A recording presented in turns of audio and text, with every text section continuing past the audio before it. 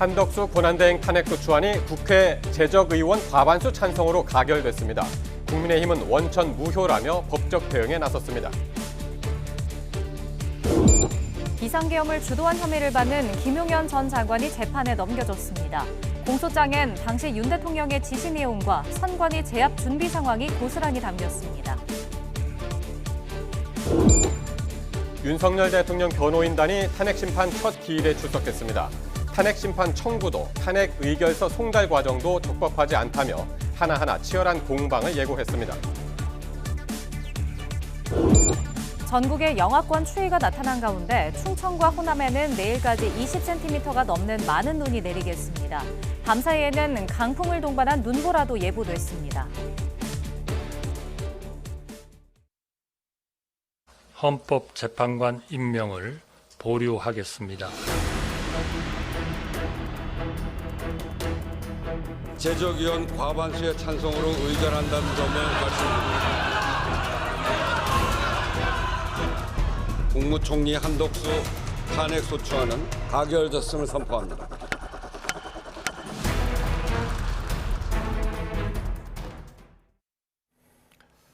여러분 안녕하십니까? YTN 뉴스나이트 시작합니다. 한덕수 대통령 권한대행 겸 국무총리 탄핵소추안이 야당 주도로 국회에서 가결됐습니다. 헌정사상 처음으로 대통령 권한대행까지 헌법재판소 심판을 받게 됐습니다. 보도에 박기환 기자입니다. 한덕수 대통령 권한대행 겸 국무총리의 탄핵소추안이 상정되자 여야 신경전은 고조됐습니다. 국무총리가 오직 내란 수교의 방탄과 자신의 안위를 위해 섭정 노릇을 하고 있습니다. 우원식 국회의장이 국무총리 탄핵안은 과반수, 즉 151석 이상 찬성으로 가결된다고 주장한 야당의 손을 들어주자 재적의원 과반수의 찬성으로 의결한다는 점을 말씀드립니다. 국민의힘은 원천 무효를 주장하며 거세게 반발했습니다. 원천 무효! 원천 무효! 하지만 투표 결과는 참석 의원 192표, 전원 찬성, 가결이었습니다. 국무총리 한덕수 탄핵소추안은 총 투표수 192표 중 가 192표로서 가결됐음을 선포합니다. 여권 이탈표는 조경태 의원 1명으로 확인돼 지난 14일 윤 대통령 탄핵안 표결 때보다 여권의 이탈 규모가 줄었습니다. 국민의힘은 즉각 민주당을 향해 비난의 화살을 돌렸습니다. 탄핵안 29건을 남발하며 외교와 경제 파탄을 유발한 민주당이야말로 국정 테러 세력이라는 겁니다. 민주당이 이야기하는 무정부 상태는 외교 파탄, 안보 파탄, 민생 파탄으로 이어질 것입니다. 대선으로 당대표 이재명의 사법 리스크를 덮어버리고 자신들이 권력을 줄 수 있다고 믿고 있습니다. 민주당은 비상계엄 당시 윤 대통령이 총을 쏴서라도 본회의장 문을 부수라 지시했다는 검찰 조사 내용을 거론하며 싸잡아 비판 수위를 끌어올렸습니다. 헌법재판관 임명을 방해하고 한 총리 탄핵을 막는 건 모두 윤 대통령을 복귀시키려는 의도냐고 목소리를 높였습니다. 국민의힘의 목적은, 권성동 원내대표의 목적은 내란 숙의 윤석열을 다시 복귀시키겠다는 것입니다. 그렇지 않습니까? 국민의힘 제정신입니까? 한덕수 국무총리의 직무는 본회의 표결 직후 즉시 정지됐습니다. 최상목 경제부총리 겸 기획재정부 장관에게 대통령 직무가 넘어갔는데 헌법재판관 임명과 특검 추천 의뢰 등을 둘러싼 기싸움이 또다시 시작될 거란 관측입니다. YTN 박견입니다. 대통령 권한대행을 탄핵하려면 의결 정족수는 과연 몇 명이냐를 놓고 논란이 거셌는데 우원식 의장은 결국 재적의원 과반 이상 찬성 요건으로 탄핵안을 표결에 붙였습니다. 하지만 국민의힘은 대통령 탄핵에 준하는 200명의 찬성표가 필요하다며 권한쟁의 심판을 비롯해 법적 대응에 나섰습니다. 보도에 손효정 기자입니다. 국무총리 기준인 151석이냐, 대통령 기준인 200석이냐. 대통령 권한을 대행하는 한덕수 국무총리 탄핵안 가결 요건을 두고 말을 아끼던 우원식 국회의장. 표결 직전 본회의에 올라온 탄핵안은 국무총리에 대한 것으로 재적의원 과반수 찬성만으로 의결된다고 못 박았습니다. 의결 정족수에 대해 일부 의견이 있습니다만 국회의 탄핵소추 의결은 직의 파면을 요구하는 것이고 이 안건의 탄핵소추 대상자는 국무총리입니다. 우 의장은 헌법이 대통령에게만 더 높은 요건, 즉 200표 이상 찬성이 필요하다고 규정했다며 학계와 입법조사처의 의견을 두루 검토한 결과라고 설명했습니다. 앞서 총리 기준에 따라 151명 찬성만으로 한대행을 탄핵할 수 있다는 야당 주장과 같은 논리로 민주당의 손을 들어준 겁니다. 탄핵 제도에 200명 가중 요건을 요구하는 것은 대통령이라는 국민에 의해서 직접 선출된 최고 책임자, 그리고 그 외에 국무위원 등등이 있을 뿐입니다. 반면 국민의힘은 우 의장의 해석은 위헌적이라며 본회의 의결 자체가 무효라고 반박했습니다. 권한대행 탄핵에도 대통령 기준인 200표 찬성이 필요하단 건데 탄핵 요건에 못 미친 만큼 한대행도 직무를 계속 수행해야 한다고 주장했습니다. 제멋대로 2분의 1 단순 과반수가 넘으면은 가결되는 것으로 정했습니다. 원천 무효이고 투표 불성립이 됐음을 선언합니다, 여러분. 여당은 탄핵안의 내용도 본회의 통과 절차에도 문제가 있다며 곧바로 헌법재판소에 권한쟁의 심판과 효력정지 가처분을 신청했습니다. 본회의 의사 진행권을 쥔 우원식 의장의 결정에도 여당이 법적 판단을 다시 구한 만큼 한덕수 권한대행의 탄핵 의결 요건을 둘러싼 공방은 쉽게 가라앉지 않을 것으로 보입니다. YTN 손효정입니다. 이렇게 국회에서 탄핵소추안이 가결되면서 한덕수 대통령 권한대행 국무총리의 직무는 정지됐습니다. 한덕수 총리는 개인 거취를 떠나 다음 세대를 위해 안타깝다고 말했습니다. 이종구 기자입니다. 외부 일정 없이 정부 서울청사에 머무르던 한덕수 총리는 국회에서 탄핵 의결서가 넘어오자 바로 직무를 정지하고 퇴청했습니다. 저는 직무가 정지되지만 대한민국 정부는 굳건하게 작동할 것으로 믿습니다. 총리 탄핵 소추에 대한 입장문도 발표했습니다. 핵심 탄핵 사유 가운데 하나인 헌법재판관 임명 보류와 관련해 기존 원칙을 거듭 강조했습니다. 지금까지 여야 합의 없이 임명된 헌법재판관은 없었다며 그만큼 권한과 책임이 막중하기 때문이라고 설명했습니다. 그래서 여야 합의를 요청했지만 야당은 이번 정부 들어 29번째 탄핵안으로 답했다며 개인 거취를 떠나 나라의 다음 세대를 위해 안타깝게 생각한다고 말했습니다. 그러면서도 국회 결정을 존중한다며 헌법재판소의 신속하고 현명한 결정을 기다리겠다고 덧붙였습니다. 직무 정지된 한 총리는 앞으로 총리 공관에 머물며 탄핵 심판과 내란 사태 관련 수사에 대비할 것으로 전해졌습니다. 제48대 총리이자 윤석열 정부 초대 총리로 2년 8개월간 업무를 수행한 한덕수 총리는 헌정사상 처음으로 탄핵 심판을 받게 된 총리이자 대통령 권한대행으로 기록됐습니다. 대통령과 총리가 탄핵으로 동시에 직무 정지된 것도 사상 초유의 일로 정부 조직법에 따라 대통령 권한대행은 최상목 경제부총리 겸 기획재정부 장관이 맡게 됐습니다. 앞으로 대통령실과 총리실 양쪽과 소통하며 국정 안정을 모색할 것으로 보입니다. YTN 이종우입니다. 최상목 대통령 권한대행은 대국민 첫 메시지에서 국정 혼란을 줄이는 것이 무엇보다 중요하다고 강조했습니다. 하지만 한덕수 권한대행에 대한 탄핵 사유가 그대로 최 부총리의 짐이 됐습니다. 이승은 기자가 보도합니다. 권한대행의 권한대행이라는 기이한 상황이 현실이 됐습니다. 최상목 경제부총리의 호칭은 대통령 권한대행 부총리 겸 기획재정부 장관입니다. 최 권한대행은 첫 대국민 담화문에서 국정혼란 최소화가 무엇보다 중요하다며 국정 안정을 위해 최선을 다하겠다고 밝혔습니다. 그러면서 굳건한 안보, 흔들림 없는 경제, 안정된 치안 질서 등 국민의 일상이 흔들리지 않도록 전력을 다하겠다고 강조했습니다. 전 부처에 국가의 안위와 국민의 일상이 흔들리지 않도록 최선을 다해야 한다고 긴급 지시를 내리고 국가안전보장회의를 주재했습니다. 혼란스러운 전국을 틈타 언제라도 감행할 수 있는 북한의 도발과 선전, 선동에 빈틈없는 대비태세를 유지해 주기 바랍니다. 특히 트럼프 행정부 출범을 앞두고 외교부 장관의 주요 국가 긴밀한 소통을 당부했습니다. 한반도를 둘러싼 국제 정세가 엄중합니다. 한미동맹 공조를 빈틈없이 가동하는 가운데 우방국 그리고 국제사회와의 협력에 힘써주기 바랍니다. 최상목 권한대행은 비상계엄 선포 직전 국무회의에서 강하게 계엄에 반대해 한덕수 권한대행보다 정치적 불확실성은 덜하다는 관측도 있습니다. 하지만 한 권한대행 탄핵의 사유인 헌법재판관 임명 이슈 등은 여전합니다. 민주당은 최 권한대행이 전향적으로 협조하지 않으면 다시 탄핵 소추를 할 수밖에 없다는 입장입니다. YTN 이승은입니다.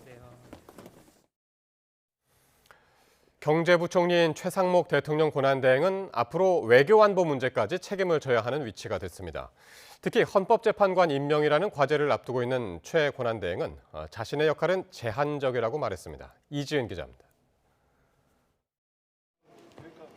비상계엄이 선포된 지난 3일 밤 이후 최상목 부총리는 매일 이른 아침 긴급 거시경제 금융현황 간담회를 열어 금융외환시장 대응 메시지를 보내고 있습니다. 국제신용평가사 등 잇따라 국제기관과 접촉해 한국 경제의 기초 체력을 설명하면서 내년 경제정책 방향 발표도 준비 중입니다. 대외 신인도 유지를 위해서는 경제 시스템이 변함없이 돌아가고 있다는 것을 보여주는 게 중요하기 때문입니다. 하지만 권한대행의 권한대행 체제의 현실화는 환율 급등에서 보듯 정치 문제의 경제적 타격을 증폭시키고 있습니다. 권한대행에 대한 탄핵 소추는 내각 전체에 대한 탄핵 소추와 다름이 없습니다. 탄핵 소추가 의결된다면 계속되는 탄핵 위험으로 행정부 역량은 위축되고 종국적으로 국무위원들의 존재 이유는 없어질 것입니다. 최 부총리가 물리적으로 대통령과 총리, 경제사령탑이라는 1인 3역을 감당할 수 있느냐는 문제도 있습니다. 경험해보지 못한 외교와 국방, 안보, 치안까지 챙겨야 합니다. 게다가 여야정 협의 등 정무적 판단까지 해야 한다면 결과적으로 경제 문제에 대한 집중력이 떨어질 수 있다는 우려가 나옵니다. 트럼프 2.0 시대의 그 대응 정책들도 고민을 해야 되는데 그런 것을 적시에 마련하는데 좀 한계점이 작용되지 않을까. 한국의 정부가 적극적으로 대외적인 어떤 리스크에 적절히 대응해 나갈 수 있을 것인지에 대한 부정적 투자자들의 견해가 더 집중된다면 아무래도 강달러 현상이 더 지속되고 외국인 자금의 이탈이 야기될 수 있겠다. 최 부총리는 권한대행의 권한대행은 역할이 매우 제한적이라고 많은 분들이 말하고 있다고 언급했습니다. 한덕수 대행 탄핵의 주요 이유가 된 헌법재판관 임명을 강행하지 않겠다는 뜻으로도 풀이됩니다. YTN 이지은입니다. 윤석열 대통령에 이어서 한덕수 대통령 권한대행의 탄핵소추안까지 국회에서 가결되자 주요 외신들도 이를 주요 기사로 신속히 보도했습니다. 로이터와 AFP 통신 등은 오늘 오후 탄핵소추안이 가결됐다는 소식을 일제히 긴급 타전했습니다. 로이터 통신은 한 권한대행의 탄핵안 표결을 위한 국회 본회의가 개의할 때부터 주요 절차를 속보로 타전하며 표결 과정을 상세히 보도했습니다. AFP 통신도 표결에 앞서 우원식 국회의장이 탄핵안 가결 기준을 재적의원 과반수 찬성으로 정하자 국민의힘 의원들이 의장석 앞으로 몰려가 강력히 항의한 과정을 긴급 기사로 송고했습니다.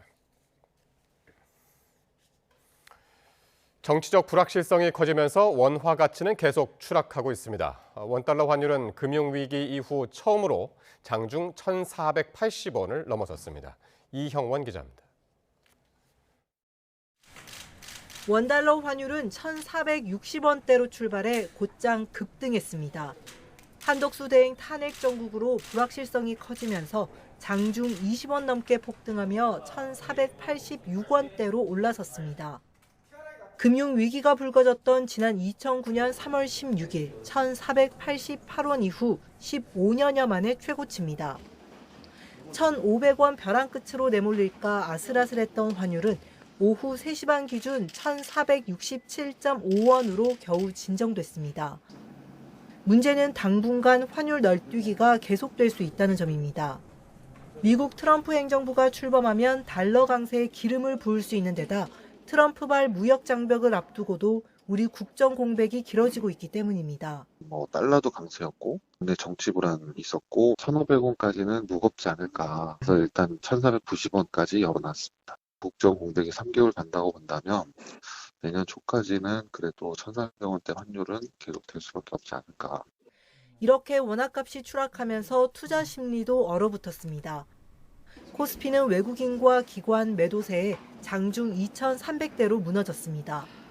이후 환율 급락세가 주춤하자 간신히 2,400선을 지킨 채 문을 닫았습니다. 코스닥도 1% 넘게 빠진 채 마감했습니다. 정치적인 불확실성이 사라져버리면 이게 엄청난 호재가 될 수가 있죠. 실적이 빠지고 있기 때문에 상승은 제한돼 있는. 기업이익이 빠지고 있을 때 주식시장이 올라간 적은 없어요. 정치 불안과 고환율까지 악재가 줄줄이 겹친 코스피는 16년 만에 6개월 연속 하락이란 최악의 기록을 앞두고 있습니다. YTN 이영훈입니다. 비상계엄 사태를 주도한 혐의를 받는 김용현 전 국방부 장관이 재판에 넘겨졌습니다. 공소장엔 다급했던 윤석열 대통령의 지시 내용이 담겼습니다. 김태원 기자입니다. 검찰 비상계엄 특별수사본부가 김용현 전 국방부 장관을 구속 기소했습니다. 이번 사태가 불거진 뒤 기소된 첫 번째 사례입니다. 검찰은 김 전 장관이 윤석열 대통령 등과 공모해 국회를 봉쇄하고 계엄 해제 요구한 의결을 방해하기 위해 수방사와 특전사 병력을 투입했다고 봤습니다. 이 과정에서 윤 대통령이 직접 총을 쏴서라도 문을 부수고 들어가 끌어내라거나 문짝을 도끼로 부수고서라도 들어가 다 끄집어내라고 명령했다는 게 검찰 수사 결과입니다. 검찰은 김 전 장관 등이 여인영 방첩사령관에게 주요 인사 10여 명의 체포, 구금도 지시했다고 봤습니다. 특히 해제 요구안 가결이 임박하자 이를 저지하기 위해 우원식 국회의장과 민주당 이재명 대표, 국민의힘 한동훈 전 대표를 우선적으로 잡아들이라고 지시했는데 긴박했던 당시 정황은 방첩사 출동팀 단체 대화방에 고스란히 담겼습니다. 검찰은 수십 쪽 분량의 공소장에 김 전 장관이 주도한 비상계엄은 내란에 해당하고 윗선엔 윤 대통령이 있다고 적시했습니다. 계엄군과 경찰을 동원해 헌법기관인 국회와 선관위를 무력화하려 하고 영장도 없이 의원들을 체포, 구금하려고 한 것은 국헌문란 목적의 폭동이 맞는다는 겁니다. 반면 김 전 장관과 윤 대통령 측은 끌어내란 지시 등이 객관적 정황과 맞지 않다며 사실상 혐의를 부인하고 있습니다. 장관에게 이미 국회의원들에 대한 출입을 막거나 의사활동을 막지는 마라. 그 이후에 다시 그에 반하는 지시를 할 수 없다. 그런 말이 나왔을 때 상황이 그 지시가 내려지는 것이 합당했느냐, 이치에 맞느냐만 봐도 금방 알 수 있는 내용이 아닌가 그렇게 생각을 합니다. 검찰은 이번 수사 결과가 인적, 물적 증거를 통해 확인된 내용이라고 강조했습니다. 어느 쪽 주장이 사실인지는 향후 추가 수사와 재판 과정에서 가려지게 될 것으로 보입니다. YTN 김태원입니다. 김용현 전 장관에 대한 검찰 수사 과정에서도 계엄군이 선관위 직원들을 제압하고 감금하려고 했던 구체적인 정황도 확인됐습니다. 보도에 장하영 기자입니다. 비상계엄의 밤, 선관위 체포조가 준비한 도구라며 검찰이 공개한 자료입니다. 야구 방망이의 망치, 송곳, 안대와 포승줄, 수갑으로 사용할 케이블 타이까지 있습니다. 문상호 국군정보사령관은 윤석열 대통령이 비상계엄을 선포하기도 전에 선관위로 계엄군을 출동시켰고 선관위 조직도를 토대로 체포, 감금할 선관위 직원 30여 명을 선별한 걸로 나타났습니다. 직원들을 포승줄로 묶고 얼굴에 복면을 씌운 뒤 수도 방위사령부 벙커로 이송하라는 지시도 내린 걸로 조사됐습니다. 전산실 위치만 확인하려 했다는 국회 증언관은 배치됩니다. 전산실 위치를 확인해라. 그 다음에 거기를 지키고 있다가 다른 팀이 오면 인계해주고 복귀해라. 목표는 선관위 서버 반출이었습니다. 이미 지난달에 선관위 직원들을 체포 감금할 정보사 요원 30여 명이 뽑혔고 계엄 이틀 전 햄버거 가게에서 계엄 계획을 미리 공유하고 당일에는 서버실에 침투할 무장 체포조를 대기시켰다는 게 검찰 판단입니다. 앞서 윤 대통령은 선관위 군 투입과 관련해 선거 관리 전산 시스템이 엉터리라 점검하기 위한 거였다고 주장했습니다. 민주주의의 핵심인 선거를 관리하는 전산 시스템이 이렇게 엉터리인데 어떻게 국민들이 선거 결과를 신뢰할 수 있겠습니까?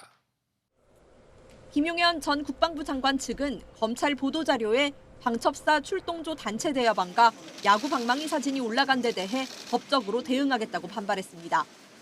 YTN 장하영입니다. 윤석열 대통령 측이 고위공직자 범죄수사처와 경찰 등이 꾸린 공조수사본부의 3차 출석 요구서도 받지 않은 것으로 파악됐습니다. 공조수사본부는 대통령 관저에 보낸 출석 요구서가 우체국 시스템상 수취 거절로 확인됐다고 밝혔습니다. 또 총무 비서관실과 부속실로 발송한 건 수취인 불명으로 확인됐고 전자공문도 미확인 상태라고 설명했습니다. 지난 18일과 25일에 보낸 1, 2차 출석 요구서도 같은 형태로 전달되지 않았습니다. 윤 대통령 측이 대리인단을 꾸리고 탄핵 심판 절차에 대응하기로 한 가운데 고위공직자 범죄수사처의 소환 통보에 출석에 불응하는 게 아니라고 밝혔습니다. 윤석열 대통령 측 윤갑근 변호사는 YTN과의 통화에서 수사기관 소환에 응하지 않는 이유에 대해 추후 정리해서 말하겠다며 오늘은 헌법재판소의 탄핵 심판 대응에 집중하겠다는 취지로 답변했습니다. 윤석열 대통령 측이 탄핵 심판 첫 기일에서 준비가 제대로 되지 않았다며 대부분 답변을 미뤘습니다. 헌재는 절차에 협조해달라고 강조했습니다. 김다연 기자입니다. 윤석열 대통령 측이 탄핵 심판 첫 준비 기일을 연기해달라고 신청했지만 받아들여지지 않았습니다. 쟁점과 증거를 정리하는 첫 기일에서 윤 대통령 측은 헌재가 미리 요청한 자료도 준비하지 않았습니다. 그러면서 심판에 대응할 수 있는 시간적 여유가 부족하다고 거듭 강조했습니다. 그러나 헌재는 대통령 탄핵 사건은 다른 탄핵 사건과 비교해 가장 중요하다며 윤 대통령 측의 협조를 당부했습니다. 윤 대통령 측은 계엄 선포 과정에 헌법과 법률 위반이 없었고 설령 있었다고 하더라도 파면을 정당화할 정도로 중대한 위반은 아니라는 입장입니다. 아울러 국회 탄핵 심판 청구도 헌재의 서류 송달 과정도 적법하지 않다고 주장했습니다. 그 규정을 아무리 검토해봐도 지금의 송달이 적법하게 됐다고 해석할 여지가 전혀 없습니다. 반면 국회 측은 계엄 선포와 포고령 1호 발표, 군대와 경찰을 동원한 국회활동 방해 등 탄핵 소추 사유를 차근차근 입증해 나가겠다는 계획입니다. 이 나라의 조속한 정상화 안정을 위해 대통령 윤석열을 파면하는 결정이 절차에 따라 신속하게 이루어지도록 최선을 다하겠습니다. 국회 측이 계엄군의 선관위 직원 휴대전화 압수도 소추 사유에 추가하겠다고 하자 윤 대통령 측은 기존 소추 의결서를 기준으로 심판을 진행해야 한다며 곧장 반박했는데 양측은 앞으로 탄핵 심판이 시작 전부터 적법했는지 등을 두고 치열한 공방을 이어갈 예정입니다. YTN 김다현입니다.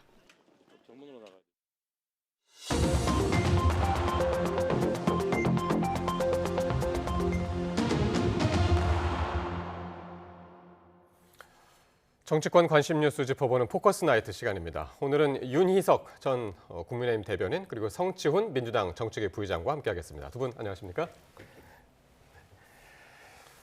한덕수 국무총리에 대한 탄핵소추안이 재적의원 과반수 찬성으로 국회를 통과했습니다. 국민의힘 의원들은 원천 무효라면서 항의하며 반발했는데요. 직접 목소리 듣고 오겠습니다. 이 안건은 국무총리 한덕수에 대한 탄핵소추안입니다. 그러므로 헌법 제65조 2항에 따라 재적의원 과반수의 찬성으로 의결한다는 점을 말씀드립니다. 이 안건의 의사 진행을 위해 헌법학계와 국회 입법조사처의 의견을 종합적으로 검토하여 의결 정족수를 판단했음을 말씀드립니다. 우원식 국회의장이 제멋대로 2분의 1 단순 과반수가 넘으면은 가결되는 것으로 정했습니다. 따라서 3분의 2에 미치지 못하므로 원천 무효이고 투표 불성립이 됐음을 선언합니다, 여러분.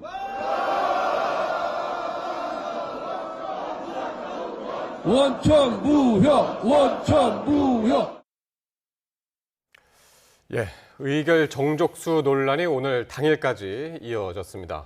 대통령 권한대행에 대한 탄핵소추, 헌정사상 처음인데요. 두 분 어떻게 보셨는지 모르겠네요. 상상하기 어려운 일이 진짜로 벌어졌습니다. 지난 2주도 안 된 사이에 대통령 탄핵에 이어서 국무총리, 대통령 권한대행까지 탄핵을 했으니까요. 예. 많은 국민들께서 정말 혼란스러운 상태라고 보는데 이렇게까지 할 일이었느냐는 생각이 듭니다. 예. 지금 민주당이 여러 가지 한덕수 국무총리에 대한 탄핵 사유를 들었지만 그 5가지 중에 한 가지 헌법재판관 임명 관련해서 여야가 합의해서 뭔가를 말해주지 않으면 임명하기가 어렵다. 이거 하나 가지고 지금 탄핵까지 간 겁니다. 예. 탄핵에 앞서서 한덕수 국무총리가 헌법재판관 임명을 안 하겠다는 얘기가 아니었어요. 뭔가 방법을 찾아달라. 왜냐하면 대통령 권한대행이 헌법재판관을 임명할 수 있는 권한이 정말 있느냐 여부에 대해서 법조계나 어떤 법학자나 이런 의견들은 있습니다만은 최종적으로 확정 지을 수 있는 사람이 없고 규정도 없기 때문에 여야가 그래도 합의를 해서 뭔가 단일한 의견을 주면 거기에 따라서 하겠다는 거 아니겠습니까? 그래야 향후에 있을 수 있는 헌법재판 과정에서 시시비비를 줄일 수 있다. 이런 판단이었을 걸로 보는데 민주당에서 시한을 정해놓고 헌법재판관 임명 안 하면 탄핵하겠다 이래놓고 바로 또 결국 탄핵을 했습니다. 그래서 민주당에서 많은 의석을 가지고 결국은 하는 일이 이런 것이냐 이런 국민적 비판도 분명히 받을 것이다. 저는 이렇게 우선 생각해 봅니다. 예. 자, 지금 윤 대변인께서 이제 이렇게까지 했어야 했냐라고 말씀하셨는데 왜 이렇게까지 했어야 했을까요? 민주당은? 민주당 입장에서는 불가피했던 일이다라는 말씀을 드리고 싶어요. 물론 권한대행이 이제 또 직무정지가 돼버리고 또 이렇게 최상목 경제부총리로 넘어가게 되면 국민들이 느끼는 불안감도 있을 수 있습니다. 하지만 국민들이 가장 크게 원하시는 것, 가장 영순위로 생각하시는 것은 윤석열 대통령에 대한 탄핵 심판이 정상적인 그 절차에 의해서 이루어지는 것을 주문하고 계신 겁니다. 근데 지금 한덕수 국무총리가 이것을 좀 연기하려는 행태를 보인 것이거든요. 왜냐하면 지금 그 내년 4월 18일에 지금 6명의 헌법재판관 중 2명이 퇴임을 하게 됩니다. 그 이전의 판결이 이루어져야 합니다. 근데 지금 계속해서 윤석열 대통령이 저항을 하면서 이 기한을 늘리고 있는 상황인데 6명 중에 3명, 추가적인 3명을 임명을 안 하게 돼버리고 그 상태로 유지가 돼서 4월 18일을 넘기게 되면 4인 체제가 됩니다. 그렇게 되면 탄핵 심리는 정지가 됩니다. 심리 자체는 그렇게 되면 윤석열 대통령의 권한대행 체제, 그러니까 윤석열 대통령 직무정지된 상태로 남은 임기를 채워야 할 수도 있습니다. 사상 초유의 또 발생할 수도 있거든요. 그렇기 때문에 그 민주당 입장에서는 이것을 최대한 빨리 3인을 임명해야 되는데 아까 대변인님께서는 여야가 좀 더 합의를 해와라고 했지만 저희가 볼 때는 이걸 최대한 연장하려고 늘리려는 수도로밖에 안 보인다. 왜냐하면 충분히 적극적인 권한 행사를 해왔던 권한대행이 이제 와서 사실상 여야의 합의에 의해서 추천한 3인에 대해서 또다시 이거를 권한대행이 해도 되는지를 다시 합의해달라고 말하는 것 자체가 이것을 연장하려는 꼼수 아니냐는 비판을 하지 않을 수 없다는 것이거든요. 그렇기 때문에 하루라도 빨리 헌법재판관 9인 체제를 만들기 위해서 민주당은 불가피한 선택을 한 것이다 라는 말씀을 드리고 싶습니다. 한덕수 권한대행이 임명을 하지 않은 이유는 최대한 탄핵 심판을 늦추려고 하는 것이다. 이제 그렇게 견해를 보였습니다. 근데 오늘 아까도 보셨습니다만 가장 논란이 됐던 것이 의원 정족수였단 말이에요. 몇 명이 찬성을 해야 이 탄핵안이 통과를 하느냐. 이게 권한대행이기 때문에 이제 논란이 됐는데 결국에는 과반이었습니다. 우원식 국회의장은 본인이 1차적인 유권 해석 권한을 갖고 있다. 그래서 설령 잘못되더라도 정치적 책임은 본인이 지겠다. 이런 얘기까지 했습니다. 제가 이렇게까지 했어야 됐냐 하는 얘기를 바로 이 지점에서도 반복할 수밖에 없는데 헌법학자들 사이에서도 논란이 있는 것이고 또 우원식 의장이나 민주당에서 근거로 되고 있는 헌법 해석 주석에 관련해서도 보면 국무총리가 권한대행이 됐을 경우에 국무총리 시절에 있었던 일을 사유로 해서 탄핵하는 경우와 직무대행이 돼서 권한대행이 돼서 그 이후에 권한대행으로서 행한 일에 사유가 발생해서 탄핵하는 경우를 나눠서 의결 정족수를 말하고 있어요. 근데 편한 대로 취사 선택해서 우원식 의장은 이것은 151석이면 의결 정족수가 된다라고 판단을 하고 오늘 의결 과정을 진행을 했습니다.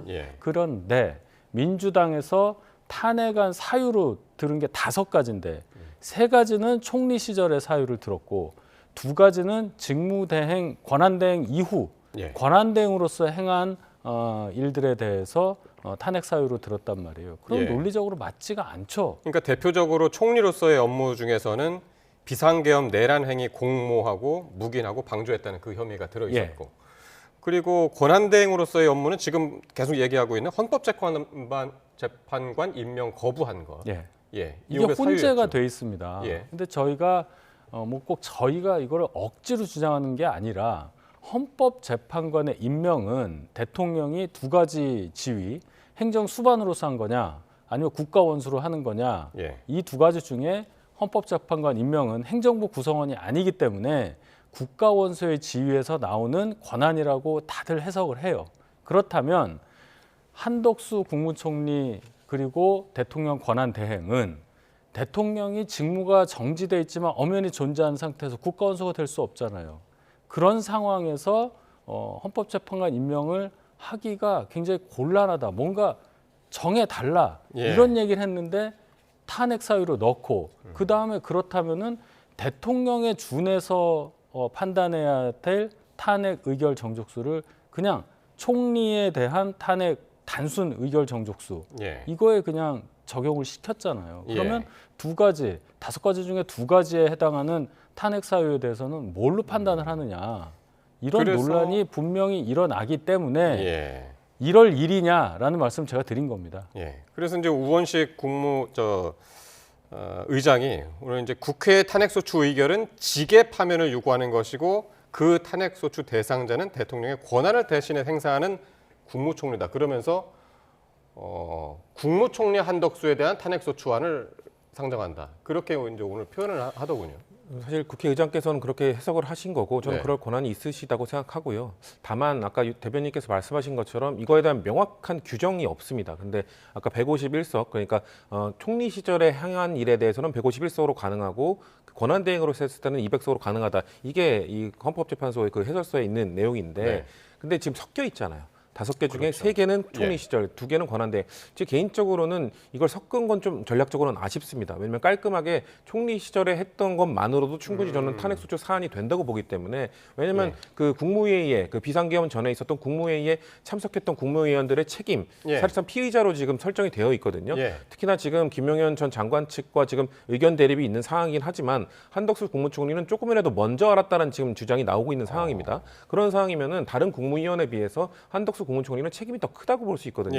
그래서 저는 개인적으로 그 전거 그 앞에 있는 총리 시절의 그 내란 공조 혐의만 갖고도 탄핵 소추가 충분했는데 좀 섞은 것이 이런 좀 추가적인 논란을 낳지 않았냐라는 좀 아쉬움이 있는 상황인데 저는 그럼에도 불구하고 이렇게 이제 헌법재판소로 이제 공이 넘어갔으면 헌법재판소가 2가지 판단을 할 수 있다고 생각합니다. 뭐냐면 5가지 중 151석에 의해서 넘어왔기 때문에 총리 시절에 했던 3가지에 대해서만 판단하고 2가지는 기각하겠다라고 얘기를 할 수 있고요. 아니라면은 5개 중에 2개가 오히려 권한대행 시절에 이르기 때문에 151석은 잘못된 것이다라는 판단을 내릴 수도 있습니다.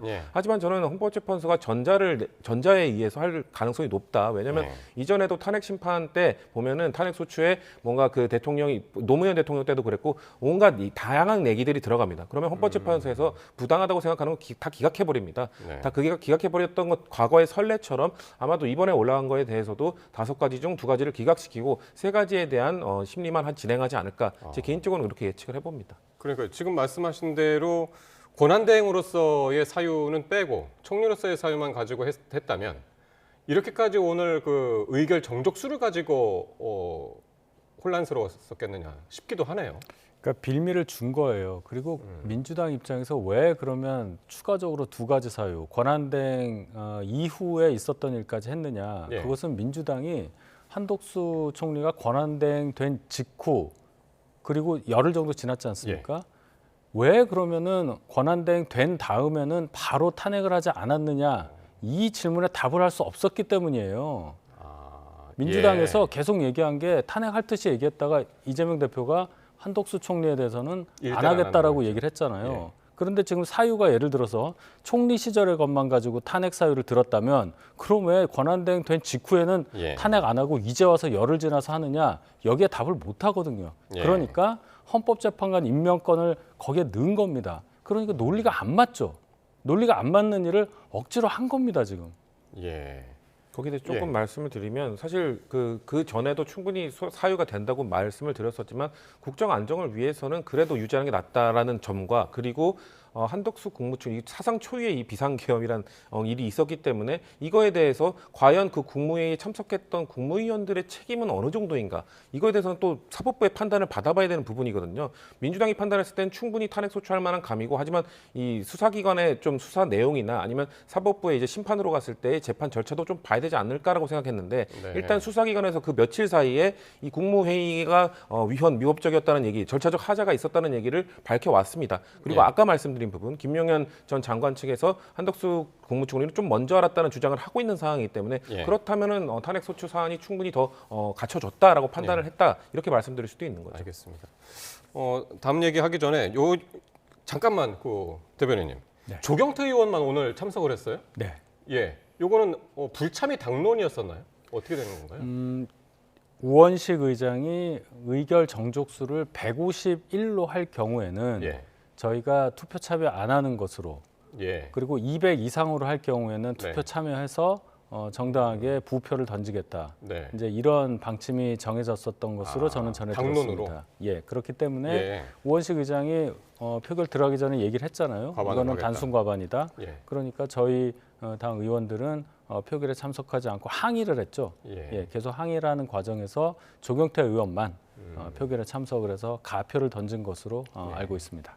애초에 이제 첫 192명이라고 그래서 여당은 다 참석 안 했구나 이제 싶었는데 나중에 확인을 해보니까 이제 조경태 의원 참석을 해서 궁금해서 여쭤봤고요. 자, 일단 이렇게 돼서 한덕수 대행의 직무는 정지됐고 최상목 경제부총리가 이제 대통령 권한대행이 됐습니다. 어쨌든 이 최 권한대행 앞에도 헌법재판관 임명 그리고 내란 특검법, 김건희 여사 특검법, 제2요구 여부가 있는데 어떤 선택을 하게 될까요? 어떻게 예상하십니까? 최상목 권한대행이 권한대행이 되기 전에 오늘 오전에 이런 입장을 발표를 했죠. 제발 한덕수 국무총리 대통령 권한대행에 대한 탄핵은 재고해달라. 만약 된다면 이것은 내각 전체에 대한 탄핵과 같다. 이런 얘기를 했어요. 그 얘기는 본인이 설령 권한대행이 된다 하더라도 네. 한덕수 권한대행이 취했던 입장과 다른 입장을 취할 이유가 없다. 그렇게 할 수 없다. 이런 입장을 천명한 것이라고 저는 생각을 합니다. 예. 한덕수 총리가 예를 들어서 이 헌법재판관 임명 관련한 건에 대해서 예. 본인이 여러 가지 법적 자문도 받고 원리, 원칙 다 따져서 결정했다는 거 아니에요? 근데 그것이 어떻게 개인적인 판단이었겠습니까? 정부를 대표해서 헌법재판관 임명에 관련한 입장을 정한 거겠죠. 그것이 부총리로서 권한대행을 맡은 최상목 권한대행도 다를 수가 없는 겁니다. 그렇기 때문에 최상목 권한대행이 예를 들어 탄핵 관련한 이 헌법재판관 임명권이라든지 예. 또 두 가지 특검법 관련한 거부권 행사 여부 이런 것들에 대해서도 한덕수 총리가 가졌던 입장과 다를 수 없을 것이라고 저는 예상합니다. 근데 그래도 다른 국무위원들에 비해서는 최상목 부총리가 이 비상계엄에 관해서 상당히 강하게 비판을 하지 않았었나요? 목소리도 상당히 강했던 것 같은데요. 비상계엄에 대해서 강하게 반대했다. 예. 누구는 좀 약하게 반대했다. 이거는 의미가 없는 얘기죠. 한덕수 총리도 반대했다고 얘기를 했습니다. 예. 그리고 지금 헌법재판관 임명 관련한 것하고 예. 비상계엄 관련해서 반대했냐, 찬성했냐, 묵인했냐 이거는 전혀 관련이 없는 얘기죠. 얘기다. 예. 예. 그러면 어떻게 되는 겁니까? 그렇기 때문에 예. 사실 최성목 경제부총리도 공범 피의자인 겁니다. 그 국무회의에 참석을 했었기 때문에 그것을 막지 못한 것. 저희 입장에서는 최성목 경제부총리가 오늘 아침에 그런 호소를 하기 전에 두 번의 호소 기회를 놓쳤다. 첫 번째는 12월 3일 날 비상계엄 직전에 국무회의를 소집했을 때 그때 어떻게든 대통령을 막기 위해 대통령에게 호소를 했었어야죠. 이거 하면 안 됩니다. 비상계엄 이거 위헌 위법한 겁니다. 이 포고령 말도 안 되는 겁니다. 왜냐면은 사실 그 포고령에도 계엄법에 의하면 그 경제부총리의 사인이 들어가지 않으면 발표를 할 수 없습니다. 하지만 그 경제부총리는 내용 알지도 못한 상태에서 발표가 됐거든요. 그런 것들을 막았어야죠. 어떻게든. 그 이후에 그거에 본인이 막지 못한 그 책임감, 그 미안함이 국민들에 대한 미안함이 있었다면은 한덕수 국무총리 권한대행이 뭔가 그거에 대해서 고민할 때 이 헌법재판소가 빨리 꾸려져서 이거에 대한 심판 절차를 제대로 밟기 위한 그 것들을 완성하는 것을 고민하고 있을 때 거기에 한 번 더 호소했었어야죠. 내가 막지 못했습니다. 권한대행님, 국무총리님, 우리 같이 그거 못 막았습니다. 우리도 책임이 있기 때문에 어떻게든 헌법재판관을 빨리 임명해서 빠르게 이 심판 절차가 이루어질 수 있도록 우리가 해야 됩니다라는 호소를 했었어야죠. 그 호소 두 차례를 잃고 나서 갑자기 한덕수 권한대행에 대한 탄핵 소추를 멈춰달라는 호소, 국민들에게 설득력이 있을까요? 그러면 예. 만약에 최상목 부총리, 그러니까 권한대행도 또 헌법재판관이 임명하지 않는다. 그럼 또 탄핵하는 겁니까? 그렇게 됐을 때 저는 그래서 아까 말씀드린 이 그 탄핵소추 사안 중에 또 이제 권한대행일 때랑 이전에 그걸 또 구분해서 하는 것이 전 필요하다고 생각해요. 국민들을 설득하기 위해서는. 근데 그러면 최상목 국무총리, 그러니까 권한대행 역시 그 공범이긴 한데 아까 또 앵커께서 말씀하신 것처럼 지금 그 한덕수 국무총리와 최상목 경제부총리는 그 국무회의에서 그래도 좀 그 강도가 다른 걸로 지금 알려지고 있죠. 그것을 또 법조계에서 어떻게 판단할지는 알 수는 없습니다. 그렇기 때문에 민주당 입장에서도 헌법재판관을 임명하지 않았다고 해서 바로 이 탄핵으로 간다고 말하는 이 정치적 레토릭은 던질 수는 있으나 또 현실적으로 고려했을 때 과연 국민들이 봤을 때 그리고 과연 재판부, 사법부에서 봤을 때 이 사안이 한덕수 국무총리와 비교해서 충분한가 이거를 좀 진지하게 고민을 해봐야 되는 부분이거든요. 근데 민주당도 그런 고민을 할 테니 최상목 경제부총리도 지금까지 보내왔던 입장 말고 과연 지금 본인의 입장에서 이것을 헌법재판관 3인의 임명을 본인이 가진 권한으로 하는 것이 국가를 위해 좋은 것인지를 고민할 시기가 지금이다. 좀 더 고민을 하시는 것이 민주당이 마지막으로 드릴 수 있는 말씀이다라는 그 조언만 한 번 더 드리겠습니다. 민주당에서 공식적으로 최상목 부총리 그 권한대행한테 요청을 했나요? 지금 뭐 비공식적으로 계속 하고 있는 걸로 알고 있습니다. 본인 해줘야 된다. 왜냐하면 이것을 본인도 그 혐의가 있는 상황에서 이거를 또 만약에 안 한다면은 혐의를 받고 있는 사람이 본인에 대한 관련된 재판을 어떻게 보면 지연시키고 연장하기 위한 꼼수로 보일 수 있는 것이기 때문에 책임감을 갖고 임해달라는 메시지를 계속 전하는 걸로 알고 있습니다. 그러니까 권한대행의 탄핵도 이제 사상 초유인데 권한대행의 권한대행까지 지금 어떻게 될지 모르는 그런 상황이 됐네요. 그렇습니다. 자, 이런 가운데 윤석열 대통령 측 대리인단이 구성이 됐습니다. 그리고 오늘 탄핵 심판 첫 재판이 시작이 됐습니다. 첫 변론 준비 기일이었는데 재판 진행과 관련된 논의도 있었는데 한번 어떻게 진행이 됐는지 한번 듣고 오겠습니다.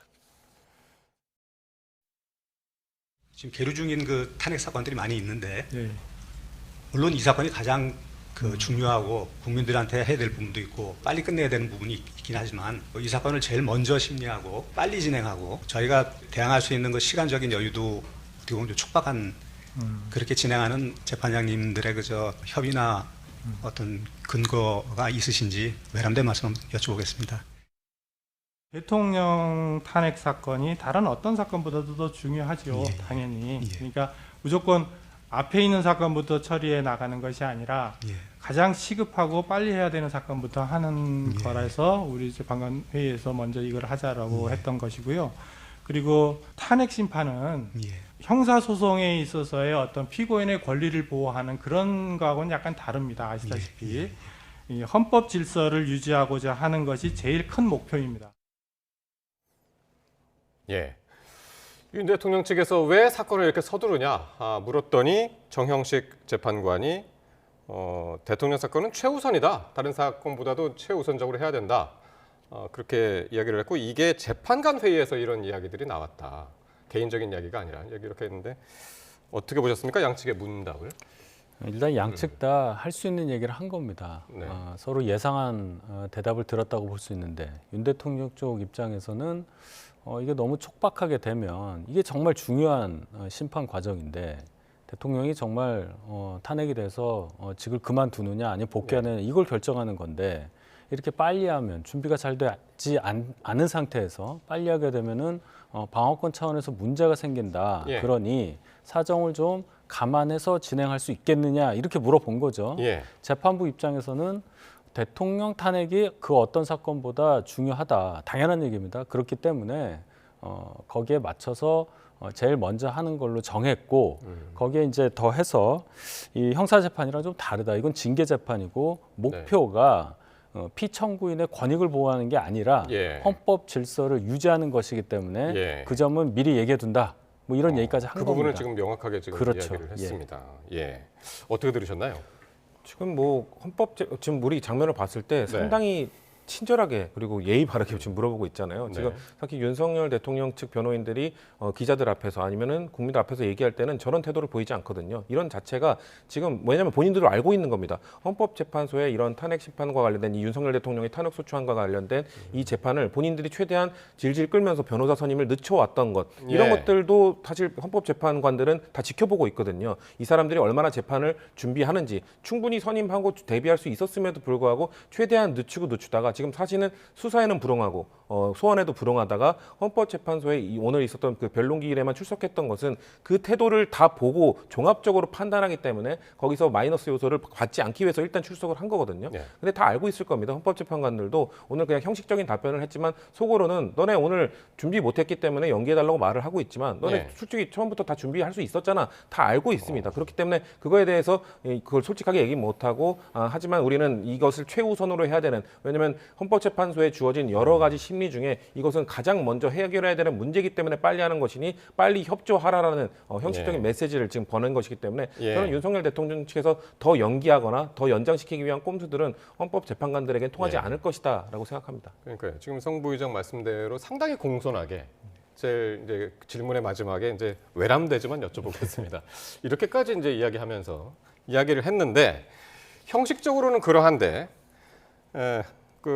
오늘 헌재의 서류 송달 과정이 적법하지 않았다라고 이제 문제 삼기도 했고 이게 어떻게 보면 절차상 문제를 처음부터 이제 가장 근원부터 제기하겠다라고 이제 들리거든요. 그렇죠. 이것도 어떻게든 며칠이라도 시간을 좀 더 끌어보겠다는 거죠. 이거에 대한 판단을 해달라. 원래는 이것을 수취할 때까지는 재판이 진행되는 게 아닌데 계속해서 윤석열 대통령 측이 뭔가 공식적으로 이것이 본인에게 전달될 것을 인지하고 있음에도 불구하고 온갖 수단을 동원해서 수치를 거부하지 않았습니까? 헌법재판소도 사실 알기 때문에 원래 다른 일반인들, 다른 일반 정치인들 아니면 국민들에 대한 이런 재판이었다면은 그게 수치될 때까지 어떻게든 노력을 했을 겁니다. 하지만 윤석열 대통령이 이렇게 어떻게 보면 대놓고 국민들이 알고 있음에도 이걸 거부했기 때문에 우리는 송달한 시점을 기준으로 해서 그냥 송달된 것으로 간주하겠다라고 헌법재판관들이 합의를 한 거거든요. 그거에 대해서 이 절차가 정당하냐, 온당하냐에 대해서 이거를 다시 한번 들여봐 달라 하는 것, 그거를 또 심의하는데 며칠이 걸리거든요. 이거는 또 윤석열 대통령 측에서는 이거 갖고 며칠을 한번 끌어보겠다는 전략으로밖에 볼 수는 없습니다. 그러니까요. 송달이 적법하게 되지 않았다. 이 얘기를 아주 명확하게 기자들 앞에서 했고 또 윤 대통령이 탄핵 심판에 적절한 시기에 직접 나와서 본인이 말씀할 것이다라고도 이야기를 해서 어떤 전략으로 보이시나요? 일단 윤 대통령 쪽에서 이 절차 얘기를 강하게 얘기하는 것은 앞으로 진행될 탄핵 심판에 대해서 본인들에게 조금이라도 불리하게 생략된다든지 너무 촉박하게 진행되는 그런 절차에 대해서 미리 못을 박아두는 거다 이렇게 봐야 되겠죠. 지연해서 이득될 거 없다는 건 윤 대통령 측에서 더 잘 알 겁니다. 이것은 절차를 제대로 지켜달라는 선언적 의미의 어떤 발언이라고 저는 생각을 하고 윤 대통령이 적절한 시기에 본인이 직접 나서서 변론할 수도 있다. 충분히 예상이 되죠. 윤 대통령은 검찰총장 출신이니까 충분히 본인의 이 사건에 대해서 법적으로 변론할 수 있는 그러한 실력과 자격이 있다고 저는 생각합니다. 더구나 현직 대통령 신분에서 과거 박근혜 전 대통령 탄핵 심판의 예를 많이 참고를 할 거예요. 박 전 대통령은 본인의 변론권을 포기했었습니다. 그 결과는 뭐 우리가 다 아는 바고 따라서 윤 대통령은 그 건을 반면교사로 삼아서 가장 적극적인 형태, 가장 적극적인 방법으로 본인을 위해서 변론을 할 거다. 그것은 본인이 직접 나서서 이 사건에 대해서 변론하는 방법이 될 것이다. 충분히 예상할 수 있겠습니다. 그래서 이제 뭐 박근혜 전 대통령 탄핵 당시에 이제 헌재 공보관이었던 배보윤 변호사가 이제 변호인 대리인 측에 이제 들어가 있는 것 같고 지금 이제 헌법재판관 3명의 임명이 이제 아직도 안개 속인데요. 아까 계속 얘기했던 건데 만약에 계속 임명이 지연될 경우에 논란이 이런 것도 있습니다. 지금 헌재가 6인 체제로 심리는 가능하다라고 했는데 이게 선고가 가능하냐라고 물어봤더니 여전히 논의 중이고 결정이 된 것이 없다. 이렇게 얘기해서 그러면 결론 심리는 계속하는 그 과정은 있으나 결론은 못 내는 것이 아니냐. 이렇게도 예측할 수가 있을 것 같거든요. 만약에 헌법재판관이 추가로 임명되지 않아서 6명 체제로 4월 18일까지만 존속한다. 헌법재판이 가능한 시기가 4월 18일까지라고 한다면 이 6명 체제로도 결정을 할 수 있는 그러한 결정을 내부적으로 내릴 가능성이 커요. 헌재가 그 헌재법 23조 1항을 지금 효력 정지를 시킨 거거든요. 7명 이상이 참여하여 심리한다. 이 규정을 효력을 정지를 시켜서 6명으로도 심리를 할 수 있게 한 거예요. 이진숙 방통위원장 사건. 그렇죠. 그런 의지를 내비친 거 아닙니까? 그러면 똑같이 재판관들이 전원이 합의를 한다면 6명으로도 결정을 내릴 수 있다. 이렇게 결론을 내릴 가능성이 저는 크다고 봐요. 아직까지는 결론이 내려지지 않았지만. 그런 의지 표명을 할 가능성이 큽니다. 그리고 그렇게 될 경우에는 4월 18일이 데드라인이 되겠죠.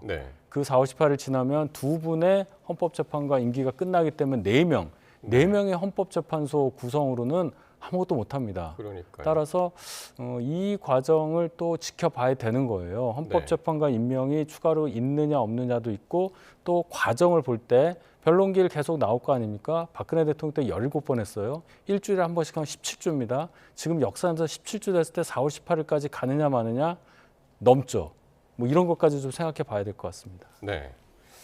그러니까 일단 심리는 시작은 개시는 했는데 3명이 추가로 여기에 참여를 하느냐 안 하느냐 이게 문제인데. 그렇죠. 그것뿐만 아니라 사실 6명이서 심리를 할 수 있다. 그리고 이진숙 방통위원장에 대해서는 선고까지 할 수 있다라고 판단을 내렸는데 사실 그 헌법재판소 사무처장에 대해서 국민의힘 주진우 의원이 이것은 이진숙 방통위원장이 하는 것이지 대통령도 하는 것이냐, 할 수 있는 것이냐, 적용되는 것이냐 말했을 때 그때 사무처장은 가능하다고 얘기를 했거든요. 근데 내부에서는 아마 부담이 있을 겁니다. 왜냐하면 법조계에서도 헌법재판소 그 재판관 6명이 하는 것 효력 정지가 됐기 때문에 6명이 판단까지 선고까지 내릴 수 있는데 대통령의 탄핵 심판에 대해서도 6명이서 가능하냐 이거에 대해서는 이견이 있는 거거든요.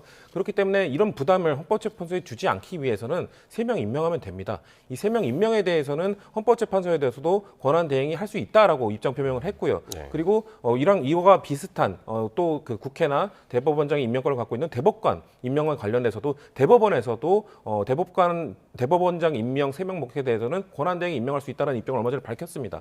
이런 걸로 봤을 때 대한민국의 사법기관, 대표적 사법기관 두 관, 대법원과 헌법재판소가 권한대행이 임명할 수 있다고 했는데 이 헌법기관에 계속 이렇게 부담을 줘야겠습니까? 3명에 대한 임명을 빠르게 진행해야 된다는 상황이라고 말씀드리고 싶습니다. 9명이 되지 않은 불안전체로 인한 여러 가지 개연성이 지금 나오고 있기 때문에 여러 가지 이야기들이 또 거기에 추가적으로 나오는 것 같고요. 자, 오늘 김용현 전 국방부 장관이 재판에 넘겨졌습니다. 이번 사태가 불거진 뒤에 기소된 이제 첫 사례인데 그 공소장을 보면은요, 김 전 장관하고 윤 대통령의 행위가 국헌 문란에 해당한다. 라고 판단을 했습니다. 어디까지나 이제 공소장이고 이제 검찰의 판단이고 아직까지는 재판을 통해서 확정이 안 된 그런 사안이라는 점은 이제 말씀드리고요. 이 부분은 어떻게 보셨는지요? 국헌 문란에 해당한다. 이제 공소장이니까요. 이제 검찰에서 이렇게 주장을 한다는 거죠. 이걸 받아들여지느냐 마냐는 이제 재판부의 결정일 텐데. 일단 그 공소장 보신 분들도 계시겠지만 그 내용이 굉장히 그 적나라하게 많은 사실관계가 나와 있지 않습니까? 방금 전 보도에서도 나왔지만은 물리력을 아주 세게 사용을 해서 뭐 사람을 끌어내라는 등 뭐 이런 지시가 윤 대통령으로부터 있었다. 뭐 이런 것까지 공소장에 있는데 일단 김용현 전 장관 측은 신문사항에도 없었던 얘기가 공소장에 기재돼 있다 하면서 반발을 하고 있어요. 그러니까 사실과 다르다 이렇게 이제 주장을 하고 있으니. 신문할 때는 없었던 내용이 공소장에 있다. 물어보지도 않은 내용이 민주당 측 또 언론 여기에 나온 내용으로 그대로 그냥 전제가 돼 있다. 본인에게 물어본 적도 없다. 뭐 이렇게 얘기를 하는데 내용은 참 충격적입니다만은 어쨌든 재판 과정을 통해서 밝혀져야 될 얘기이지 이 공소장 공개 단계에서 저희가 어떤 코멘트를 하기에는 좀 부적절해 보입니다. 그렇군요.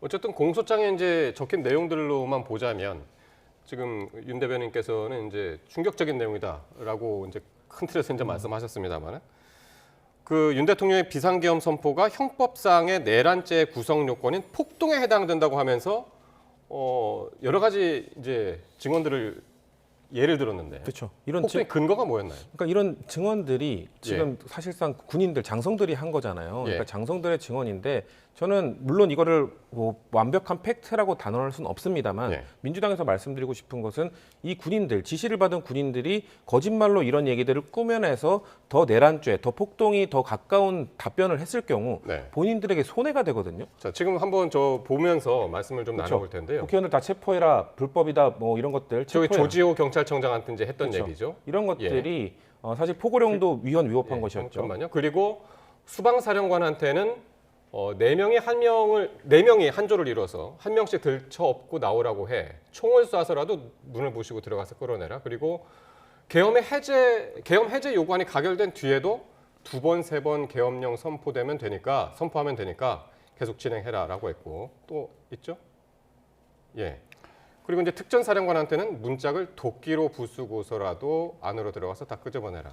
이렇게 한 이야기들이 이제 공소장에 있다는 겁니다. 충격적인 내용인데요. 도끼로 부수라는 건 국회 문이죠. 본회의장 맡고 있던 문이고 끌어내라는 건 국회의원들입니다. 그렇기 때문에 내란죄에 있는 국헌문란에 있는 폭동, 그 헌법기관이 부여한 권력을 받고 있는 의회라는 집단, 네. 이 의회라는 집단의 권능 행사를 불가능하게 하는 행위, 네. 저렇게 끌어내고 문 부수고 들어가는 행위, 이것이 명백하게 폭동죄, 내란죄, 국헌문란죄에 해당한다는 증거로서 지금 검찰은 제시한 것이거든요. 네. 제가 아까 말씀드린 것처럼 만약 사령관들이 거짓말을 하고자 했다면 본인들이 내란죄 혐의가 짙어지면 내란 중요 임무 종사자로 처벌을 받을 가능성이 높아집니다. 그럼 거짓말을 하려면 본인들의 죄를 낮추기 위해서 저런 행위가 없었다고 거짓말을 했겠죠.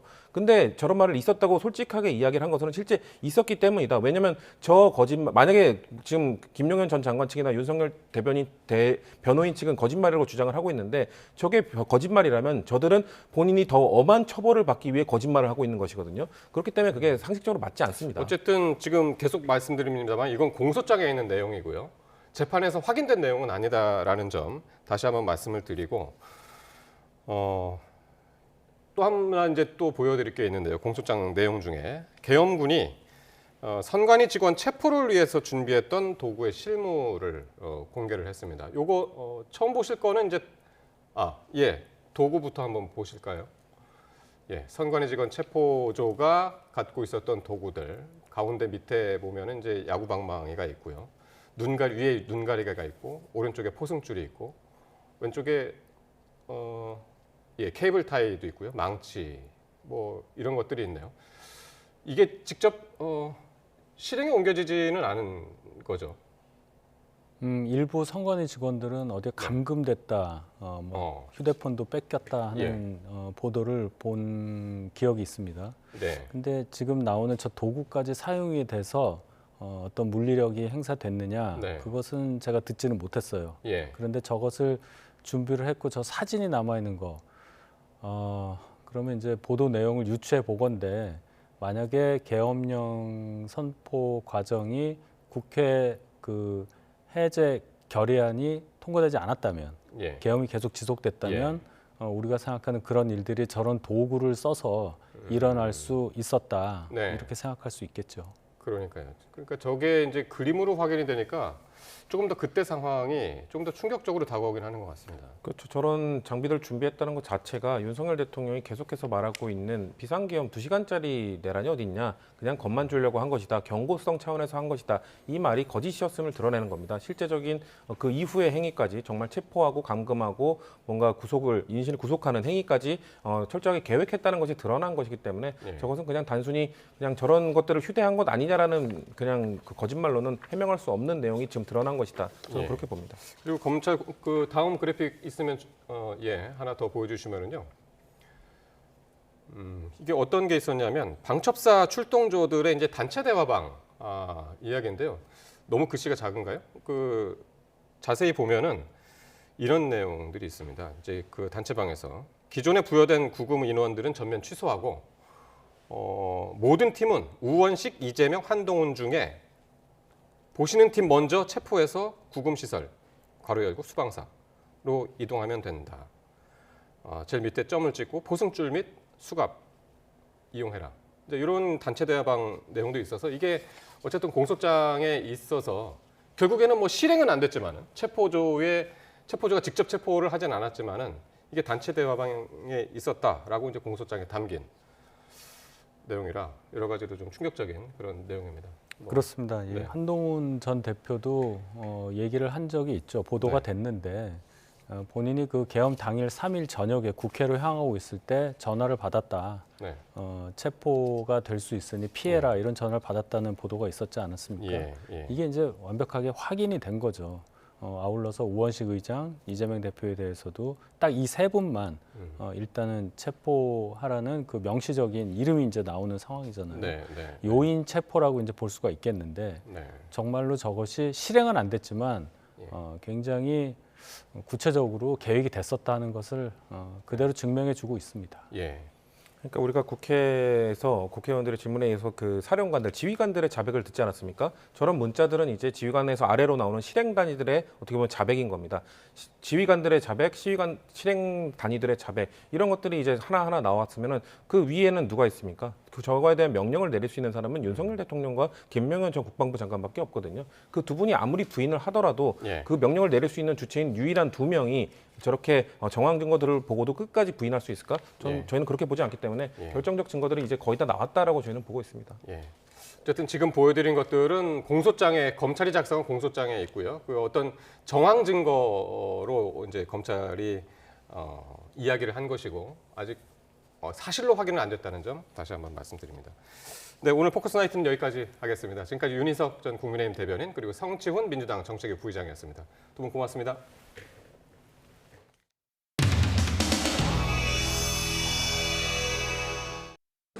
저희들이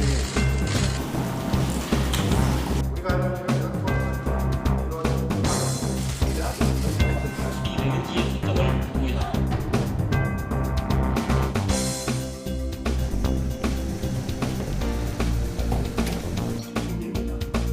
민간 보험사들이 농민들의 소득을 조정하고자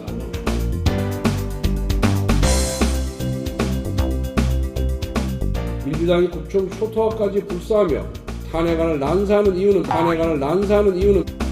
단 하나, 조기 대선으로 이재명 대표의 사법 리스크를 가려보겠다는 계산입니다. 즉 선거로 범죄를 덮겠다는 뜻입니다. 이재명 대표는 정가 사범입니다. 국민 여러분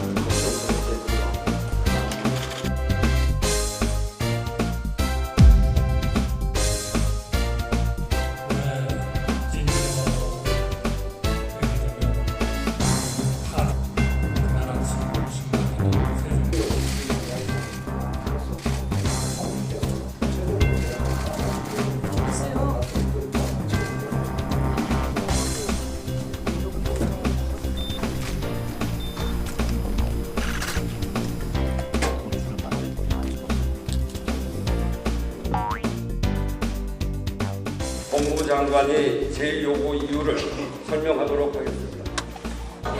존경하는 오인식 국회의장님 그리고 의원님 여러분 2024년 11월 26일 대통령 대법원에서 재판하며 권력 분립 원칙의 성명 확보를 지배하고 소홀한 결정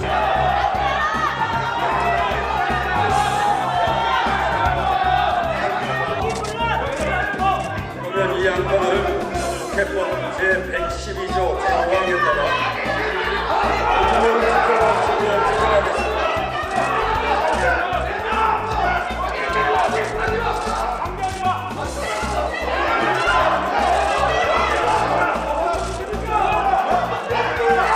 자리에 앉아주시기 바랍니다.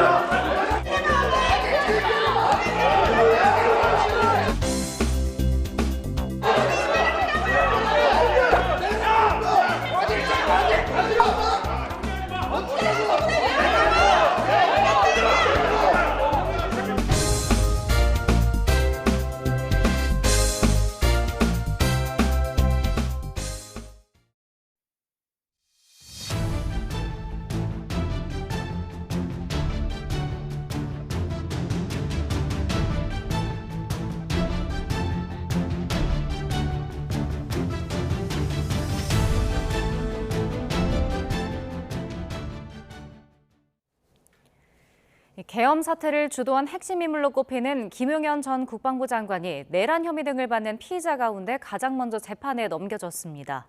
검찰 비상계엄 특별수사본부는 오늘 내란 중요 임무 종사와 직권남용 혐의로 김 전 장관을 구속 기소했다고 밝혔습니다. 김 전 장관은 윤 대통령에게 비상계엄 선포를 직접 건의한 인물로 지난 3일 병력을 투입해 국회를 봉쇄해 비상계엄 해제 의결을 방해하려고 시도한 혐의를 받습니다.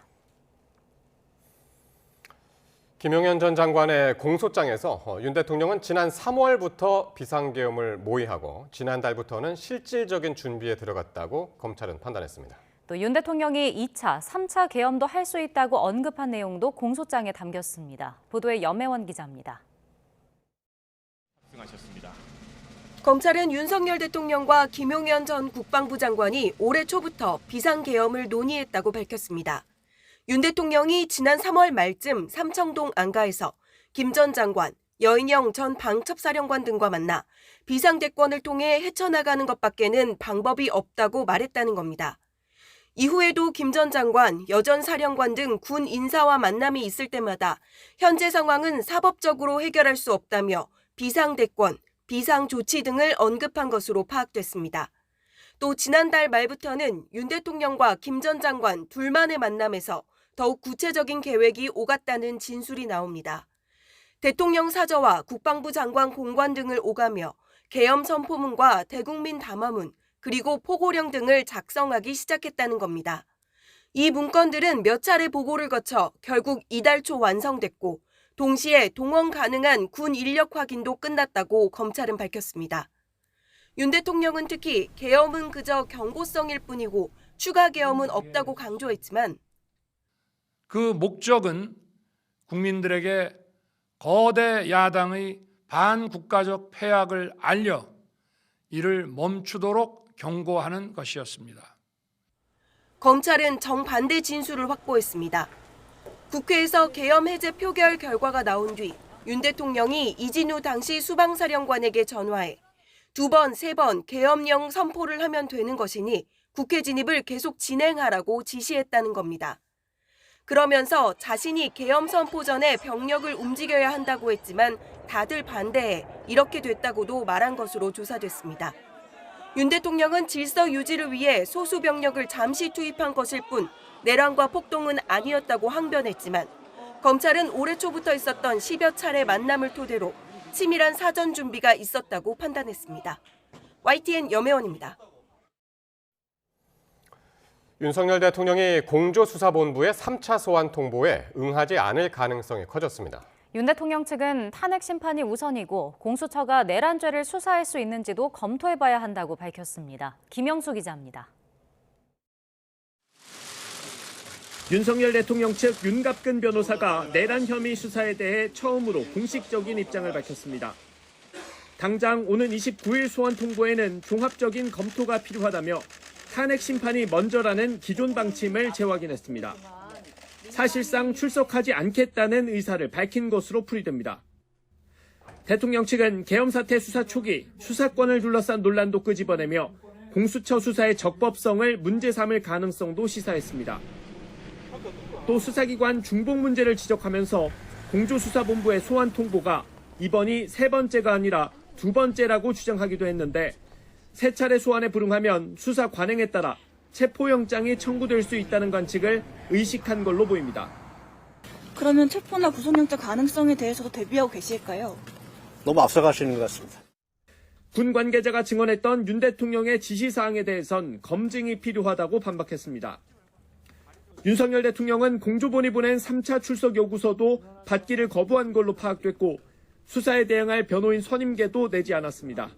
YTN 김영수입니다. 경찰 특별수사단이 서울 삼청동에 있는 대통령의 안전가옥, 안가에 CCTV 자료 압수수색을 시도했습니다.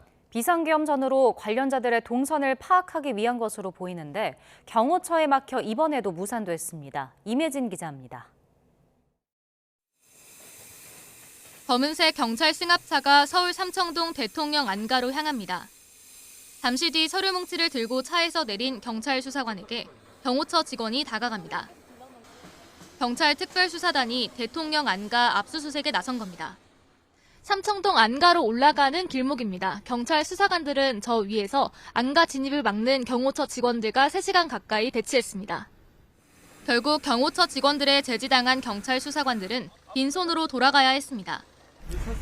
철수하십니까? CCTV 확보하셨습니까? 저 불승인 됐어요. 같은 시각 경찰은 용산 대통령실에도 수사관들을 보냈지만 마찬가지로 문턱을 넘진 못했습니다. 경찰은 삼청동 안가 내부와 인근의 CCTV, 또 대통령실 경호처에 있는 CCTV 관련 자료를 확보하기 위해 압수수색 영장을 발부받았다고 밝혔습니다.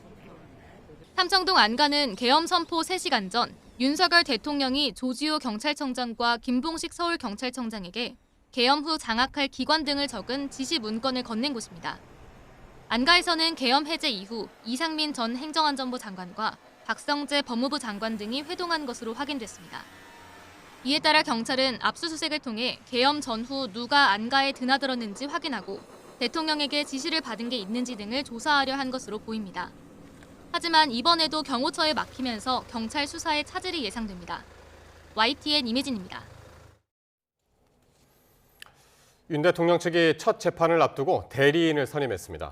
변론 준비 기일엔 윤 대통령 측뿐만 아니라 국회 측 대리인 전원이 참석했습니다. 보도에 권준수 기자입니다. 탄핵 심판 첫 준비 기일을 5시간 앞둔 오전 9시쯤 윤 대통령 측은 대리인 선임계를 제출했습니다.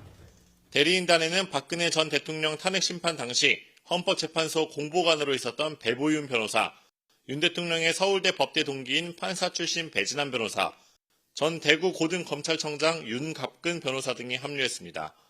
첫 준비 기일부터 윤 대통령 측 대리인단이 불출석할 거란 전망도 있었지만 재판에 출석해 입장을 밝혔는데 헌법재판 절차에는 저희들이 당당하게 대응을 하려고 했던 거기 때문에 저희들이 준비한 대로 진행하고 있습니다. 적절한 시기가 되면 윤 대통령이 직접 탄핵 심판 법정에 나올 수 있다고도 전했습니다. 국회 소추위원 측도 김희수 전 헌법재판소장 권한대행, 송두환 전 국가인권위원장 등을 주축으로 하는 변호인단 17명이 모두 참석했습니다. 특히 탄핵 소추단장을 맡은 정청래 국회 법제사법위원장은 재판에 앞서 윤 대통령을 향해 강도 높은 비판을 이어갔습니다. 헌법재판소에서 가장 빠르게 윤석열을 파면할 수 있도록 국회 소추위원으로서 최선을 다하겠습니다.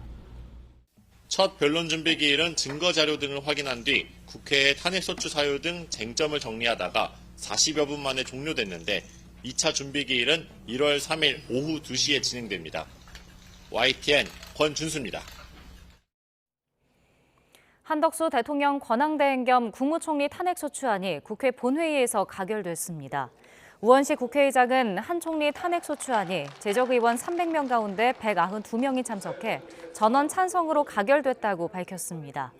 앞서 의원총회를 열어 탄핵 부결을 당론으로 정했던 국민의힘은 대부분 표결에 불참했습니다. 한 총리는 국회의 결정을 존중한다면서도 헌법재판소의 현명한 결정을 기다릴 것이라며 수긍하기 어렵다는 입장을 밝혔습니다. 한 총리는 국회 탄핵안 가결 직후 입장문을 내고 여야 합의를 청하는 말씀에 합리적 반론 대신 탄핵안으로 답한 것은 개인의 거취를 떠나 이 나라 다음 세대를 위해 안타깝게 생각한다고 말했습니다.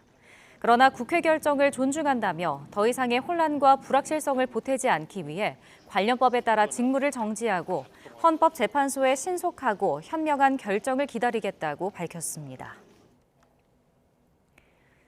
국민의힘은 결국 한덕수 권한대행 탄핵안 표결에 불참했습니다. 헌법재판관 임명엔 불가론을 내세우고 있지만 당 안팎에선 비판도 나오고 있습니다. 박정현 기자입니다. 한덕수 권한대행 탄핵소추안 표결을 앞두고 국민의힘 지도부와 중진 의원들이 단체로 국회의장실을 찾았습니다. 한대행 탄핵을 위해선 대통령에 준하는 제적의원 3분의 2 이상의 찬성이 필요하다는 점을 강조하며 민주당 주장대로 과반 찬성으로 의결할 경우 국회의 권위를 스스로 훼손하는 것이라고 몰아붙였습니다. 본회의장에 들어가서 의결 종족수에 관한 자신의 입장을 얘기하겠다 그러는데 의장이 그런 데 대한 아무 권한이 없어요.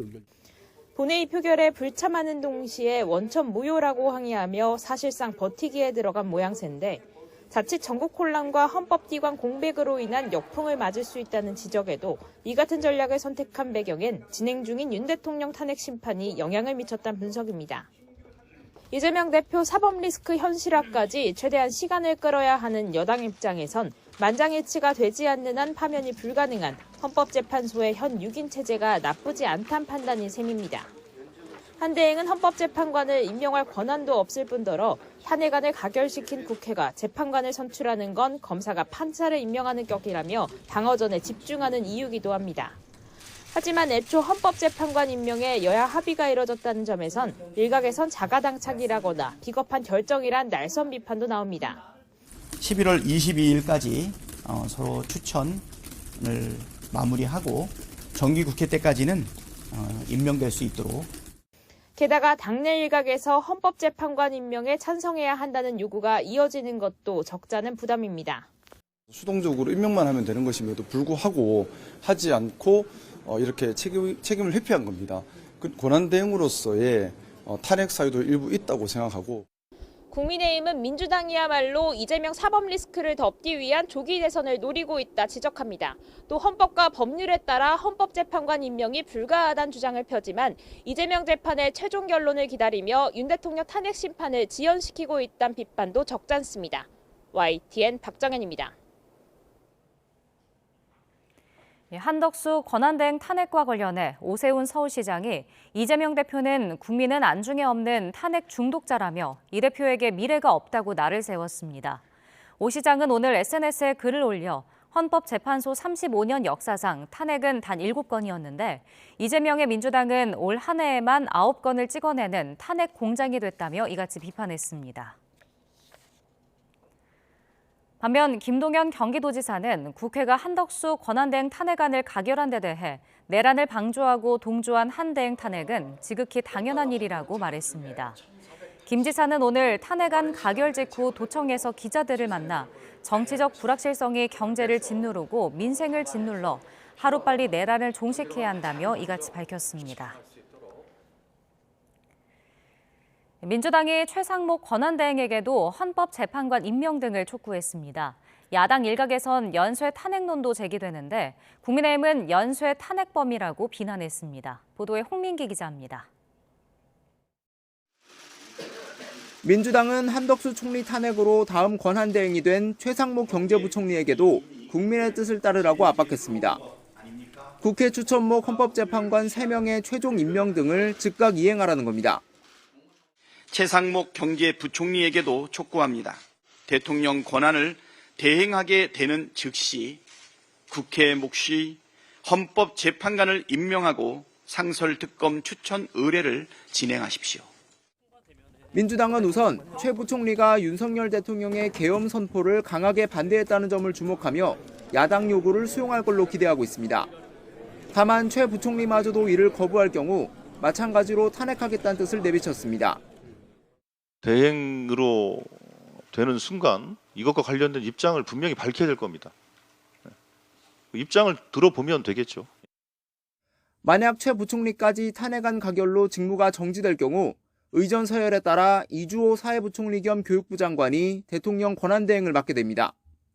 앞서 민주당 일각에선 헌법재판관 임명에 반대하는 국무위원을 한꺼번에 탄핵하자는 주장까지 나왔는데 만약 된다면 저는 이제 여러 명의 국무위원을 함께 탄핵시켜야 된다고 봅니다.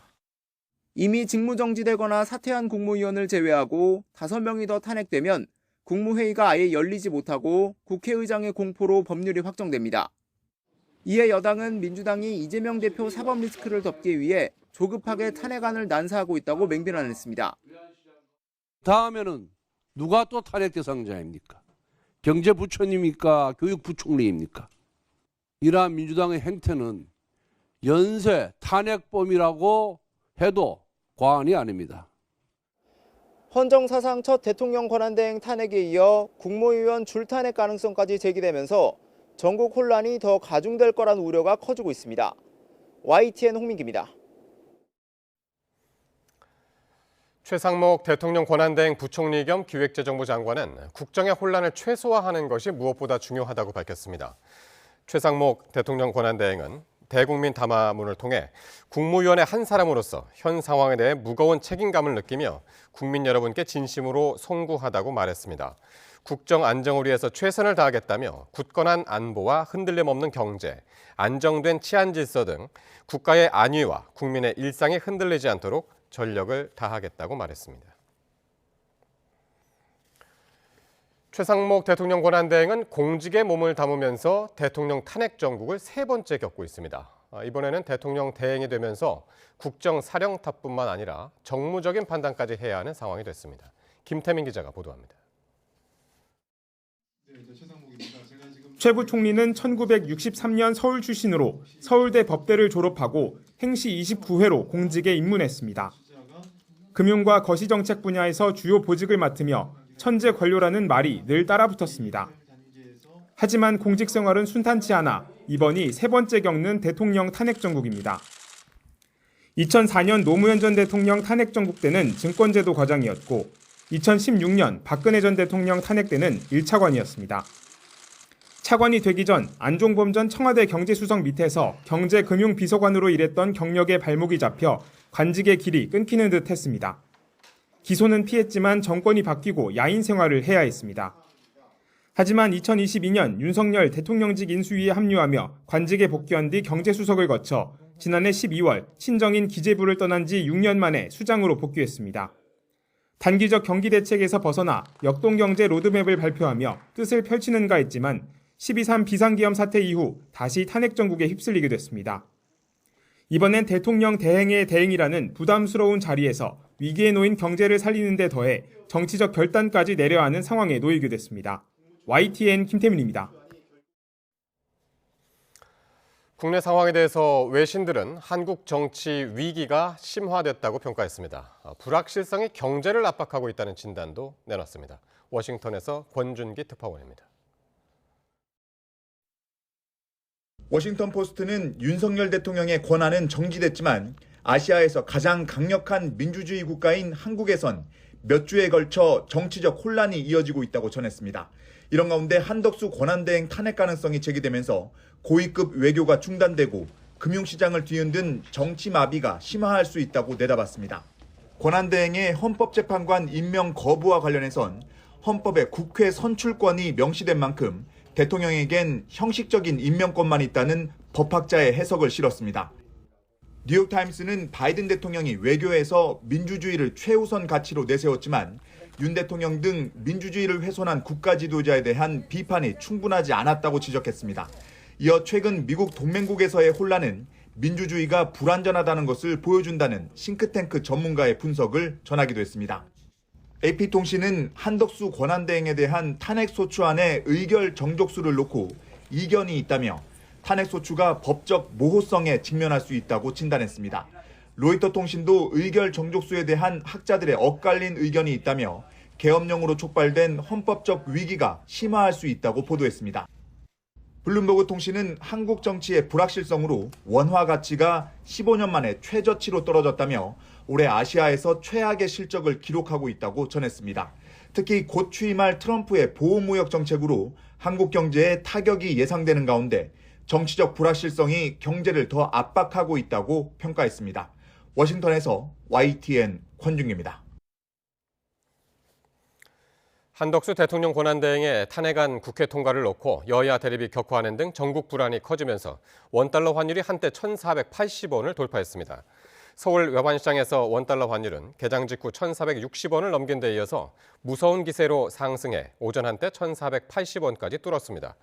이 같은 환율 급등은 글로벌 금융위기 때인 지난 2009년 3월 이후 15년 10개월 만에 처음입니다. 환율이 폭등하자 우리 증시도 이틀째 하락했습니다. 코스피는 1.02% 내린 2,404.77로 마감했고 코스닥 지수는 1.43% 내린 665.97로 장을 마쳤습니다. 내일 서울 광화문 일대에서 윤석열 대통령 탄핵 찬반 집회가 동시에 열립니다. 서울경찰청은 내일 오후 동십자 로터리와 내자 로터리 일대에서 윤석열 즉각 퇴진 사회 대개혁 비상행동이 주최하는 집회가 예정돼 있어 일부 도로가 통제된다고 밝혔습니다. 비상행동은 집회를 연 뒤 우정국로와 남대문로를 거쳐 명동까지 행진할 예정입니다. 탄핵을 반대하는 자유통일당도 세종대로 교차로부터 대한문까지 집회를 개최해 교통 혼잡이 우려됩니다.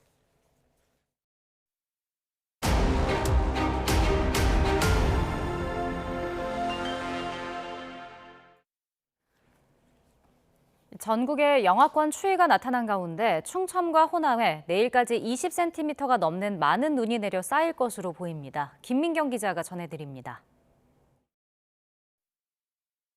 눈폭탄을 동반한 구름대가 서해상에서 충남과 호남 지역을 향해 다가옵니다. 하루 만에 한반도 기온을 5도 이상 크게 떨어뜨린 북서쪽의 찬 공기가 따뜻한 서해를 지나며 발달한 구름이 북서풍을 타고 들어오는 겁니다. 내일까지 서쪽 지역을 중심으로 많은 눈이 내립니다. 전북에 최대 20cm, 충남과 전남, 제주 산간에는 3에서 10cm까지 오겠습니다. 한반도 대기 상층에 기압골이 지나가는 밤 사이에 폭설이 예고됐는데 강풍까지 더해져 시간당 최대 3cm에 달하는 강한 눈보라가 몰아칠 걸로 보입니다.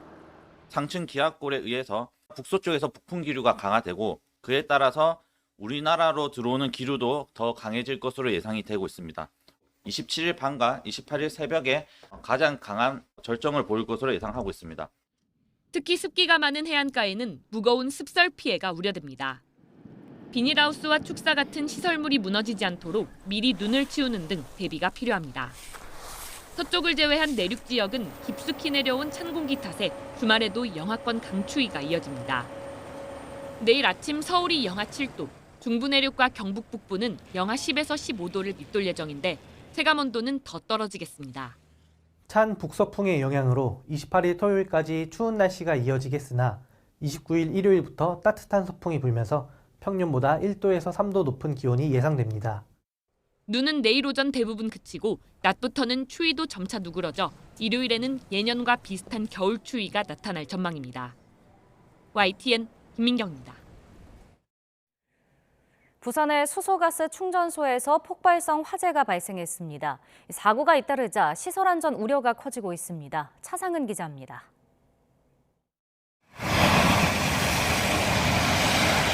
시내버스가 모여있는 차고지 뒤편에서 시뻘건 불길이 솟구칩니다. 부산 회동동에 있는 수소가스 충전소에서 불이 난 건 오전 9시쯤. 근처 건물 안에서 진동이 느껴질 정도의 큰 폭발음도 함께였습니다.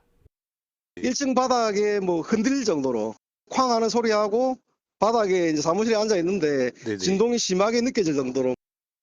화재 현장에서 치솟은 불길은 50분 만에 진화됐고 다행히 인명피해는 없는 것으로 확인됐습니다. 불은 수소 탱크가 있는 기계실에서 난 거로 파악됐습니다. 소방당국은 파손된 밸브에서 새어나온 가스에 불이 붙어 폭발성 화재로 이어진 것으로 보고 정확한 원인을 조사하고 있습니다. 소리가 전쟁 폭탄 떨어졌다는 그 느낌. 공포스럽지. 내가 죽는 거 아닌가 이런 느낌 들었지. 현장 조사에 나선 가스안전공사는 화재 이후 안전 설비가 작동해 수소가스의 추가 누출은 없다고 설명했습니다. 불이 난 충전소는 시내버스 등 수소가스 차량에 연료를 공급하는 시설로 건립 과정에서 안전사고를 우려한 주민 반대에 부딪히기도 했습니다. 앞서 지난 23일에는 충북 충주에 있는 수소충전소에서 충전을 마친 버스가 폭발해 3명이 중경상을 입는 사고가 났습니다. 정확한 사고 원인이 밝혀지지 않은 상태에서 화재 사고가 반복되면서 수소충전소 안전에 대한 우려가 커지고 있습니다. YTN 차상입니다. 대통령 관련 외신 기사를 열지 말란 내용의 경찰 사칭 문자 메시지가 확산하는 것과 관련해 경찰이 수사에 나섰습니다. 경기 수원 중부경찰서는 지난 24일 경기 남부경찰청 소속 경찰관이 본인을 사칭한 문자 메시지가 확산하고 있다며 진정서를 제출해 수사에 착수했다고 밝혔습니다. 이 메시지에는 전현직 대통령 관련 외신 기사를 열지 말란 경고와 함께 북한이 악성 코드를 담은 우려되는 대한민국이란 제목의 이메일을 유포하고 있다는 내용이 담겼습니다. 수도권 광역급행철도 GTX-A 파주 서울역 구간이 내일 개통합니다. 파주 운정에서 서울역까지 22분이 걸립니다. 김기봉 기자입니다. 하나, 둘, 셋! GTX-A 북쪽 구간 32.3km 구간이 개통돼 내일 오전 5시 반부터 운행합니다. 파주 운정에서 출발해 킨텍스와 대곡, 연신내를 거쳐 서울역까지 연결되는데 대곡과 연신내 사이 창릉역은 2030년 개통할 예정입니다. 최고 시속 180km로 파주에서 서울역까지 22분의 주파에 기존 지하철보다는 24분, 광역버스보다는 44분 시간을 줄였습니다. 특히 각종 대형 행사가 열리는 이곳 킨텍스는 서울역에서 1시간 걸리던 시간이 단 16분으로 줄어 기대 효과가 더욱 큰 상태입니다. 일단은 출퇴근 시간대 10분 간격 운행을 하되 내년 상반기엔 열차 3편성을 추가해 6분 15초로 배차 간격을 줄일 예정입니다. 탑승 플랫폼은 지하 50m 이상 깊은데 역사마다 설치된 6개에서 8개의 엘리베이터가 주로 이용될 것으로 보입니다. 요금은 3,200원 기본에 거리에 따라 추가되는데 파주에서 서울역까지는 4,450원입니다. 또 서울에서 살다가 이사 온 지 얼마 안 됐는데 GTX 개통한다 그래서 정말 20분이면 서울역 간다 그래서 회사 빨리 갈 수 있어서 너무 좋을 것 같고요. 또 여기 지금 개통식 현장에 아이가 당첨돼서 왔는데 지금 운정중앙공원역이랑 연결이 돼서 너무 광활해서 좋은 것 같아요. GTX-A는 지난 3월 남쪽 동탄 수서 구간이 개통된 뒤 6월엔 용인 구성역이 추가 개통했고 이번엔 북쪽 구간이 열렸는데 허리 부분인 서울역 수서 구간은 미개통 상태입니다. 삼성역 복합환승센터 건설 지연 때문인데 내후년부터는 일단 삼성역 무정차로 전체 노선을 운행할 방침입니다. 철도 시설이 완료가 되면 26년 상반기에 개통을 해서 무정차로 수서 및 동탄까지 운행할 계획을 가지고 있습니다. 파주 서울역 구간의 평일 탑승 수요는 5만 37명으로 수서 동탄 구간 2만 1,500여 명보다 2배 이상 많을 것으로 국토부는 예상하고 있습니다. YTN 김기봉입니다.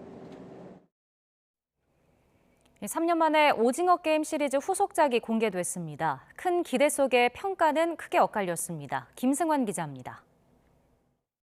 56번 게임에 돌아온 걸 환영하네. 오징어 게임 시즌2는 예상대로 공개 직후 우리나라 넷플릭스 시리즈 1위를 차지했습니다.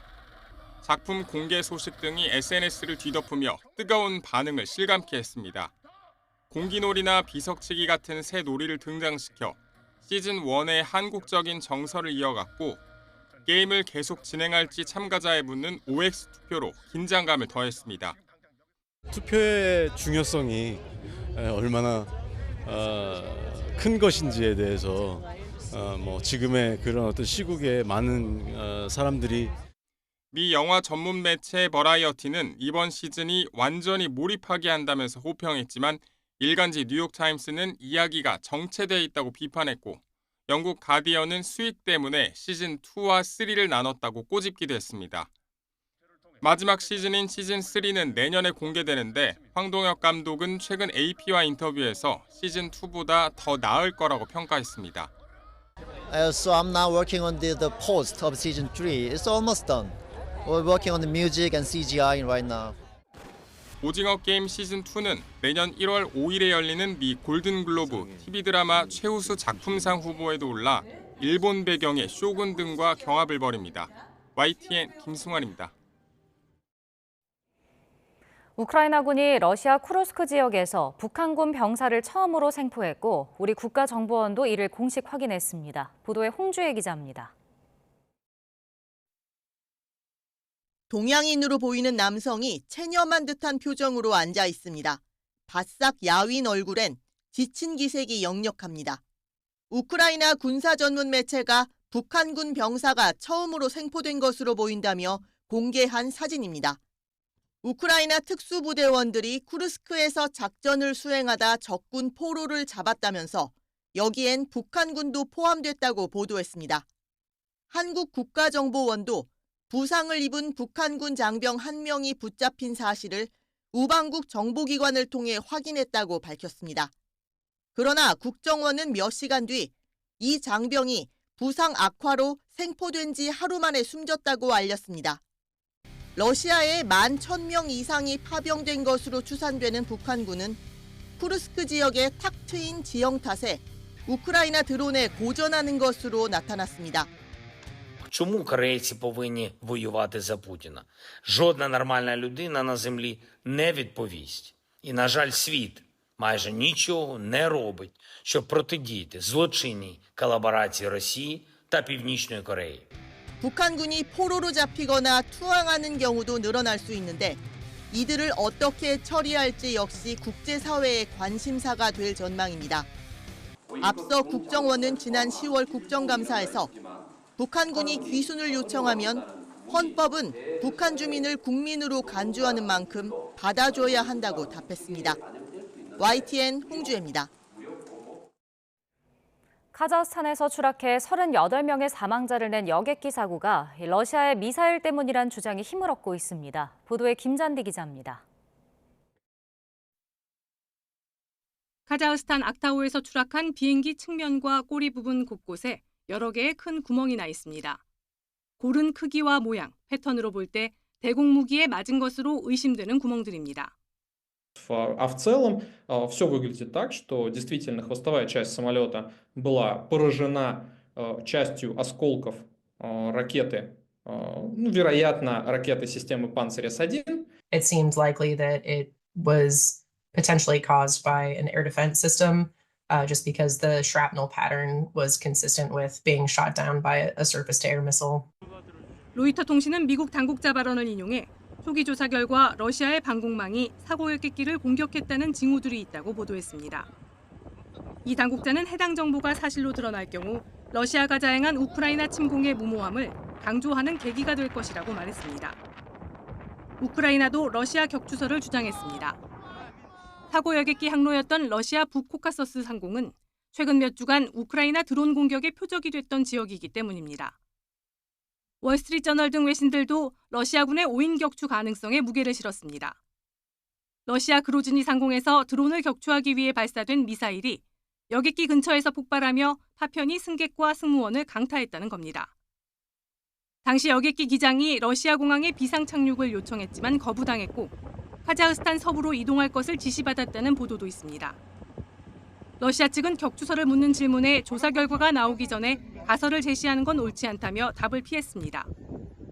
아제르바이잔 정부는 예비조사 결과 추락한 자국 여객기가 러시아 대공미사일이나 그 파편에 맞았다는 결론을 내리고 블랙박스 등을 토대로 추가 조사를 진행하고 있습니다.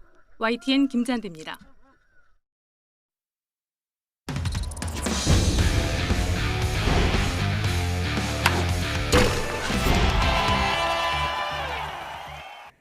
국내 프로야구 외국인 선수 구성이 마무리됐습니다. 올해 빅리그에서 뛴 선수가 11명, 전체 몸값은 역대 최고인 500억 원을 넘습니다. 보도에 이경재 기자입니다. 일단 같은 팀에서 재계약에 성공한 선수가 13명. 타점 1위 오스틴과 홈런왕 데이비슨, 평균 자책점 1위 네일 등 타이틀 홀더 5명을 포함해 이미 실력이 검증된 리그 최고 수준의 선수들입니다. KT 투수 쿠에바스는 7년 연속, 타자 로하스는 6년째 KBO 리그에 남았습니다. 새로 합류하는 선수의 경력도 화려합니다. 13명이 처음으로 KBO 리그를 찾는데 올해 빅리그에서 뛰었던 선수가 11명. 기아가 소크라테스 대신 뽑은 위즈덤은 지난해까지 3년 연속 메이저리그에서 20홈런을 때렸고 두산이 선발한 어비는 선발로 21년 10승, 22년 9승, 올해에도 6승에 평균 자책점 5.12를 기록했습니다. 안녕하세요. My name is Cole Irvin. I'm excited to join the 2025 Doosan Bears. I'm really excited to meet you fans. 키움은 외국인 선수가 3명으로 확대된 2014년 이후 처음으로 타자 2명을 뽑는 실험을 선택했습니다. 역대 최고 이름값에 걸맞게 선수의 몸값 합계는 3,420만 달러로 약 500억. 네일과 로하스, 에레디아가 나란히 180만 달러로 가장 많은 연봉을 받았습니다. 한국에 오는 외국인 선수들의 트렌드부터가 완전히 바뀐 거로 보이는데요. 네. 요즘은 젊고 유망한 선수들 혹은 메이저리그에서 당장 뛰던 선수들이 KBO 리그에서 외국인 선수의 화려한 경력과 높은 몸값이 개인 성적을 보장하진 않습니다. 하지만 이 선수의 활약이 있어야 어느 팀이든 가을에 웃을 수 있는 건 확실합니다. YTN 이경재입니다. 은퇴 뒤 구단 프런트로 변신한 추신수의 새 시즌 보직이 확정됐습니다. 프로야구 SSG는 추신수를 구단주 보좌역 겸 육성 총괄로 선임했다고 발표했습니다. 구단은 추신수가 미국 프로야구 메이저리그에서 쌓은 경험을 토대로 젊은 선수들의 성장을 잘 도울 수 있을 것으로 판단했다며 선임 배경을 밝혔습니다. 프로농구 DB가 선두 SK를 잡고 연패에서 탈출했습니다. DB는 원주 체육관에서 열린 정규리그 홈경기에서 트리플 더블급 활약을 펼친 오누아쿠를 앞세워 SK의 80대 75로 이겼습니다. 오누아쿠는 경기 종료 44초를 남기고 터뜨린 결승 3점포를 비롯해 34득점, 12리바운드, 7어시스트로 펄펄 날았습니다. 같은 시간 부산에선 현대모비스가 KCC를 16점 차로 제압하고 선두 SK와의 승차를 반경기 차로 줄였습니다. 현대모비스는 프림과 션롱이 나란히 더블더블을 기록했고 김국찬과 함지훈, 이우석도 두 자릿수 득점으로 뒤를 바쳤습니다. 여자 프로배구 IBK 기업은행이 끈끈한 조직력을 앞세워 3연승을 달렸습니다. 기업은행은 V리그 홈경기에서 범실 없이 공격 성공률 61%에 16득점을 올린 공격수 육서영을 앞세워 한국도로공사를 3대 0으로 완파했습니다. 3연승을 달린 기업은행은 31일 정관장과 맞대결 결과에 따라 전반기를 3위로 마무리할 수 있게 됐습니다. 연패팀끼리 벼랑 끝 승부를 펼친 남자부 경기에선 한국전력이 삼성화재를 잡고 4연패에서 탈출했습니다. 새 외국인 선수 마테우스가 양팀 최다인 31점을 올리면서 삼성화재를 5연패에 빠뜨렸습니다.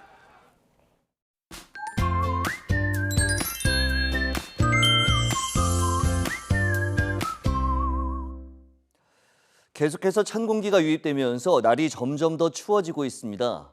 경기 북동부와 강원도를 중심으로 한파특보가 내려진 가운데 내일은 서울 아침 기온이 영하 7도, 철원 영하 13도, 대구 영하 4도까지 떨어지는 등 오늘보다 더 추워지겠고 찬바람의 체감 추위는 이보다 더 심하겠습니다.